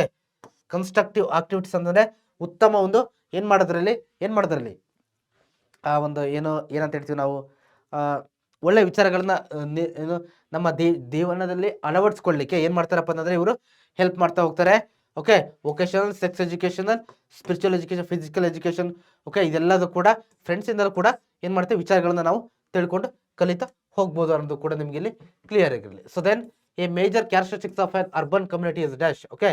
Urban community ಅಂದ್ರೆ ನಗರ ಪ್ರದೇಶದಲ್ಲಿರ್ತಕ್ಕಂಥ ಕಮ್ಯುನಿಟಿಗಳ ಏನಪ್ಪಾ ಅಂತಂದ್ರೆ ಏನೊಂದು ಫೀಚರ್ಸ್ಗಳಿದ್ದು, ಲಕ್ಷಣಗಳೇನು ಅಂತ ಕೇಳ್ತಾರೆ. ಒಂದು, ಸೋಷಿಯಲ್ ಡೈವರ್ಸಿಟಿ ಅಂತಂದ್ರೆ ಬೇರೆ ಬೇರೆ ರೀತಿಯಂತ ಜನಗಳು ಇಲ್ಲಿ ಇರ್ತಾರೆ, ಓಕೆ. ಇಲ್ಲಿ ಪರ್ಟಿಕ್ಯುಲರ್ ಆಗಿ ಯಾರು ಇವ್ರು ಅಂತಲ್ಲ, ಒಂದು ಜಾತಿ ಅಥವಾ ಒಂದೇ ಧರ್ಮದವ್ರು ಅಂತಲ್ಲ, ಗಂಡು ಹೆಣ್ಣು ಎಲ್ಲ ಜಾತಿ ಧರ್ಮದವರು ಎಲ್ಲ ಮಿಕ್ಸ್ ಆಗಿ ಇಲ್ಲಿ ಇರ್ತಾರೆ. ಓಕೆ, ಆಮೇಲೆ ಅನಾನಿಮಿಟಿ ಅಂತಂದ್ರೆ ಇಲ್ಲಿ ಈ ಒಂದು ಅರ್ಬನ್ ಅಂತಂದ್ರೆ ನಗರ ಪ್ರದೇಶಗಳಲ್ಲಿ ಏನಾಗುತ್ತೆ, ಈ ಒಂದು ಪರಿಚಯ ಅನ್ನೋದು ಕಮ್ಮಿ ಇರುತ್ತೆ, ಒಬ್ಬರಿಂದ ಇನ್ನೊಬ್ಬರಿಗೆ ಪರಿಚಯ ಅನ್ನೋದು ಅಷ್ಟು ಜಾಸ್ತಿ ಇರೋದಿಲ್ಲ. ಓಕೆ, ಸೊ ಅದ ನಂತರ ಹೈ ಸೋಷಿಯಲ್ ಮೊಬಿಲಿಟಿ. ಓಕೆ, ಸಾಮಾಜಿಕವಾಗಿ ತುಂಬಾ ಏನಾಗ್ತಾ ಇರ್ತಾರೆ, ಒಂದ್ ಕಡೆಯಿಂದ ಕಡೆಗೆ ಮೂವ್ ಆಗ್ತಾ ಇರ್ತಾರೆ. ಓಕೆ, ತುಂಬಾ ಚೆನ್ನಾಗಿ ಗ್ರೋತ್ ಆಗ್ತಾ ಇರ್ತಾರೆ. ಆಮೇಲೆ emphasis on individualism, luxury and personal identity. So urban ಅಲ್ಲಿ ನಗರ ಪ್ರದೇಶಗಳಲ್ಲಿ ಏನ್ ಮಾಡ್ತಾರೆ, ಒಂದು ಅವ್ರ ಮನೆ ಬಗ್ಗೆ ಮಾತ್ರ ಅವ್ರ ಅವ್ರು ಫೋಕಸ್ ಮಾಡ್ತಾರೆ, ಶ್ರೀಮಂತಿಕೆ ಜೀವನ ನಡೆಸಲಿಕ್ಕೆ. ಓಕೆ, ಅವ್ರು ಬೇರೆಯವ್ರ ಬಗ್ಗೆ ಅಷ್ಟು ತಲೆ ಕೆಡಿಸ್ಕೊಳ್ಳಿಕ್ಕೆ ಹೋಗಲ್ಲ. ಆಮೇಲೆ ಓಕೆ, ಅಸೋಸಿಯೇಷನ್ಸ್ ಮತ್ತೆ ಆರ್ಗನೈಸೇಷನ್ಸ್ಗಳು ಕೂಡ ತುಂಬಾ ಇರುತ್ತೆ, ಅದು ಕೂಡ ಗ್ರೋತ್ ಆಗ್ತಾ ಹೋಗುತ್ತೆ. ಆಮೇಲೆ ಫ್ಯಾಮಿಲಿ ಸೈಜ್ ಅಂತ ಬಂದಾಗ ತುಂಬಾ ಕಮ್ಮಿ ಇರುತ್ತೆ. ಓಕೆ, ಸೊ ಸಾಮಾನ್ಯವಾಗಿ ನಗರ ಪ್ರದೇಶಗಳಲ್ಲಿ ವಾಸ ಮಾಡೋರ ಸಂಖ್ಯೆ, ಅವರ ಒಂದೇನೋ ಫ್ಯಾಮಿಲಿ ಸೈಜು ತುಂಬಾ ಅಂದ್ರೆ ತುಂಬಾ ಕಮ್ಮಿ ಇರುತ್ತೆ, ಹಳ್ಳಿಗಳಲ್ಲಿ ಇದ್ದಂಗೆ ಇರೋದಿಲ್ಲ, ಜಾಸ್ತಿ ತುಂಬಾ ಕಮ್ಮಿ ಇರುತ್ತೆ. ಓಕೆ, ಆಮೇಲೆ ರ್ಯಾಪಿಡ್ ಸೋಷಿಯಲ್ ಟ್ರಾನ್ಸ್ಫಾರ್ಮೇಶನ್ ಅನ್ನೋದು. ಓಕೆ, ಸೊ ತುಂಬಾ ವೇಗವಾಗಿ ಏನಾಗ್ತಾ ಇರುತ್ತೆ, ಸಾಮಾಜಿಕವಾಗಿ ಟೆಕ್ನಾಲಜಿ ಬಂದಂಗೆ ಬೇರೆ ಬೇರೆ ವಿಚಾರಗಳಲ್ಲಿ ಬದಲಾವಣೆ ಆಗ್ತಲೇ ಇರ್ತಾರೆ. ಓಕೆ, ಸೊ ಕ್ಲಿಯರ್, ಇದನ್ನ 3 ಮಾರ್ಕ್ಸ್ ಕೇಳ್ತಕ್ಕಂಥ ಚಾನ್ಸಸ್ ತುಂಬಾ ಜಾಸ್ತಿ ಇದೆ. ಓಕೆ, ಸೊ ನಂತರ name the tribal groups of south India. ಯಾವ್ದು ದಕ್ಷಿಣ ಭಾರತ ಕಂಡು ಬರುವ ಬುಡಕಟ್ಟು ವರ್ಗಗಳು, ಸೋಲಿಗ, ಎರವ, ತೋಡ, ಕೋಟ, ಓಕೆ, ಚೆಂಚು ಮತ್ತೆ ಖಾದರ್. ಇಷ್ಟು ಕೂಡ ಏನಪ್ಪಾ ಅಂತಂದ್ರೆ ದಕ್ಷಿಣ ಭಾರತದಲ್ಲಿ ಕಂಡು ಬರುವ ಏನು ಟ್ರೈಬಲ್ ಗ್ರೂಪ್ಸ್ಗಳು, ಬುಡಕಟ್ಟು ಸಮುದಾಯಗಳು. ನಂತರ analyse the distribution of gold mining in Karnataka. ಕರ್ನಾಟಕದಲ್ಲಿ ಗೋಲ್ಡ್ ಮೈನಿಂಗ್ ಎಲ್ಲೆಲ್ಲಿ ಕಂಡು ಬರುತ್ತೆ ಅಂತ ಕೇಳ್ತಾರೆ. ಕರ್ನಾಟಕವನ್ನ first thing land of gold ಅಂತ ಕರಿತೀವಿ. ಯಾಕೆ? ಚಿನ್ನದ ನಾಡು ಅಂತ ಕರಿತೀವಿ. ಯಾಕಪ್ಪ ಅಂತಂದ್ರೆ ಅತಿ ಹೆಚ್ಚು ಚಿನ್ನ ಇಡೀ ದೇಶದಲ್ಲಿ ಪ್ರೊಡ್ಯೂಸ್ ಆಗದೆ ನಮ್ಮ ಒಂದು ಕರ್ನಾಟಕದಲ್ಲಿ. ಎಲ್ಲಿ ಗೋಲ್ಡ್ ಮೈನ್ಸ್ ಎಲ್ಲೆಲ್ಲಿ ಇದೆ ನೋಡಿ, ನಂದಿದುರ್ಗದಲ್ಲಿ ಇದೆ, ಉರಿಗಾನು, ಓಕೆ, ಚಾಂಪಿಯನ್ ರೀಫ್ ಮತ್ತೆ ಮೈಸೂರು ಮೈನ್. ಓಕೆ, ಆಮೇಲೆ ರಾಯಚೂರಿನ ಪಟ್ಟಿ ಅಲ್ಲ, ಇದು ಹಟ್ಟಿ ಆಗ್ಬೇಕು, ಇದೆ ಹೈಯೆಸ್ಟ್ ಪ್ರೆಸೆಂಟ್ ಇರ್ತಕ್ಕಂಥದ್ದು ಇಲ್ಲೇ highest. Okay, Tumakuru, Ballari, Anjanahalli, okay, Gadag, okay, Mulagunda, okay, Kappatagudda, ಇಲ್ಲೆಲ್ಲ ಕೂಡ ಸಿಗೋದ್ರಿಂದ ಇಲ್ಲೆಲ್ಲ ಕೂಡ ಸಿಗುತ್ತೆ ಗೋಲ್ಡ್ ಮೈನಿಂಗ್, ಇಲ್ಲೆಲ್ಲ ಮಾಡ್ತಾರೆ ಅಂತ. ಓಕೆ, ಸೊ ಅದಾದ್ಮೇಲೆ ಇದು 1 ಮಾರ್ಕ್ಸ್ ಕೇಳ್ತಾರೆ. ಯಾವ್ದು? ಗ್ರೀನ್ ಏರ್ಪೋರ್ಟ್ ಅಂತ ಯಾವ್ದು ಕರಿತೀವಿ. ಇದೊಂದು ನಾನು ನಿಮಗೆ ಬಿಟ್ಟಿರ್ತೀನಿ ಕಣ್ರಪ್ಪ. ಓಕೆ, ಇದೊಂದು ನೀವು ಆನ್ಸರ್ ಮಾಡ್ಬೇಕು, ಇದು ಕ್ವಶನ್ ನಿಮಗೆ ಬಿಟ್ಟಿರ್ತೀನಿ. ಓಕೆ, ಸೊ ಇದು ಕೂಡ 1 ಮಾರ್ಕ್ಸ್ ಕೇಳ್ತಾರೆ. ಯಾವ್ದು ಹೇಳಿ ಆನ್ಸರ್ ನೋಡುವ? ಸಿಲಿಕಾನ್ ವ್ಯಾಲಿ ಆಫ್ ಕರ್ನಾಟಕ ಯಾವುದು? ಬೆಂಗಳೂರು. ಕ್ಲಿಯರ್, ಬೆಂಗಳೂರು. ಓಕೆ, ಇದು 5 ಮಾರ್ಕ್ಸ್ ಕೇಳ್ತಾರೆ. 5 ಮಾರ್ಕ್ಸ್ಗೆ ಪ್ಲೇಸಸ್ ಗಳನ್ನ ಕೇಳ್ತಾರೆ. ಓಕೆ, ಫಸ್ಟ್ ಒಂದು ಭದ್ರಾವತಿ ಇದೆ. ಭದ್ರಾವತಿ ಎಲ್ಲಿದೆ ನೋಡಿ, ಇಲ್ಲಿ, ಇದು ಒಂದು. ಓಕೆ, ಒಂದು ಆಯ್ತಾ. ಸೆಕೆಂಡ್ ಒಂದು ಮ್ಯಾಂಚೆಸ್ಟರ್ ಆಫ್ ಕರ್ನಾಟಕ ಅಂತ ಯಾವ್ದನ್ನ ಕರಿತೀವಿ ನಾವು ಅಂತಂದ್ರೆ, ಮ್ಯಾಂಚೆಸ್ಟರ್ ಅಂತಂದ್ರೆ ಎಲ್ಲಿ ಹತ್ತಿಯನ್ನು ಜಾಸ್ತಿ ಬೆಳಿತಾರೋ, ಹತ್ತಿ ಕಾರ್ಖಾನೆಗಳು ಎಲ್ಲಿ ಜಾಸ್ತಿ ಇರುತ್ತೋ ಆ ಪ್ರದೇಶವನ್ನು ಮ್ಯಾಂಚೆಸ್ಟರ್ ಅಂತ ಕರಿತೀವಿ. ಸೊ ಇಲ್ಲಿ ದಾವಣಗೆರೆ ಬರುತ್ತೆ. ಓಕೆ, ದಾವಣಗೆರೆ. ಕ್ಲಿಯರ್. ಸೊ ಅದಾದ್ಮೇಲೆ ಸಿಲಿಕಾನ್ ವ್ಯಾಲಿ ಇಲ್ಲಿ ಬೆಂಗಳೂರು. Okay, 3rd one. ನಂತರ Belagavi 4th one. So clear, 5 marks ಕೇಳ್ತಾರೆ. ನಿಮ್ಗೆ ಯಾವ್ದಾದ್ರು ಪ್ಲೇಸ್ ಗಳನ್ನ ಕೊಡ್ತಾರೆ ನಿಮಗೆ. Which district has the most waterfalls in Karnataka ಅಂತ ಕೇಳಿದ್ದಾರೆ. ಯಾವ್ದು ಹೇಳಿ?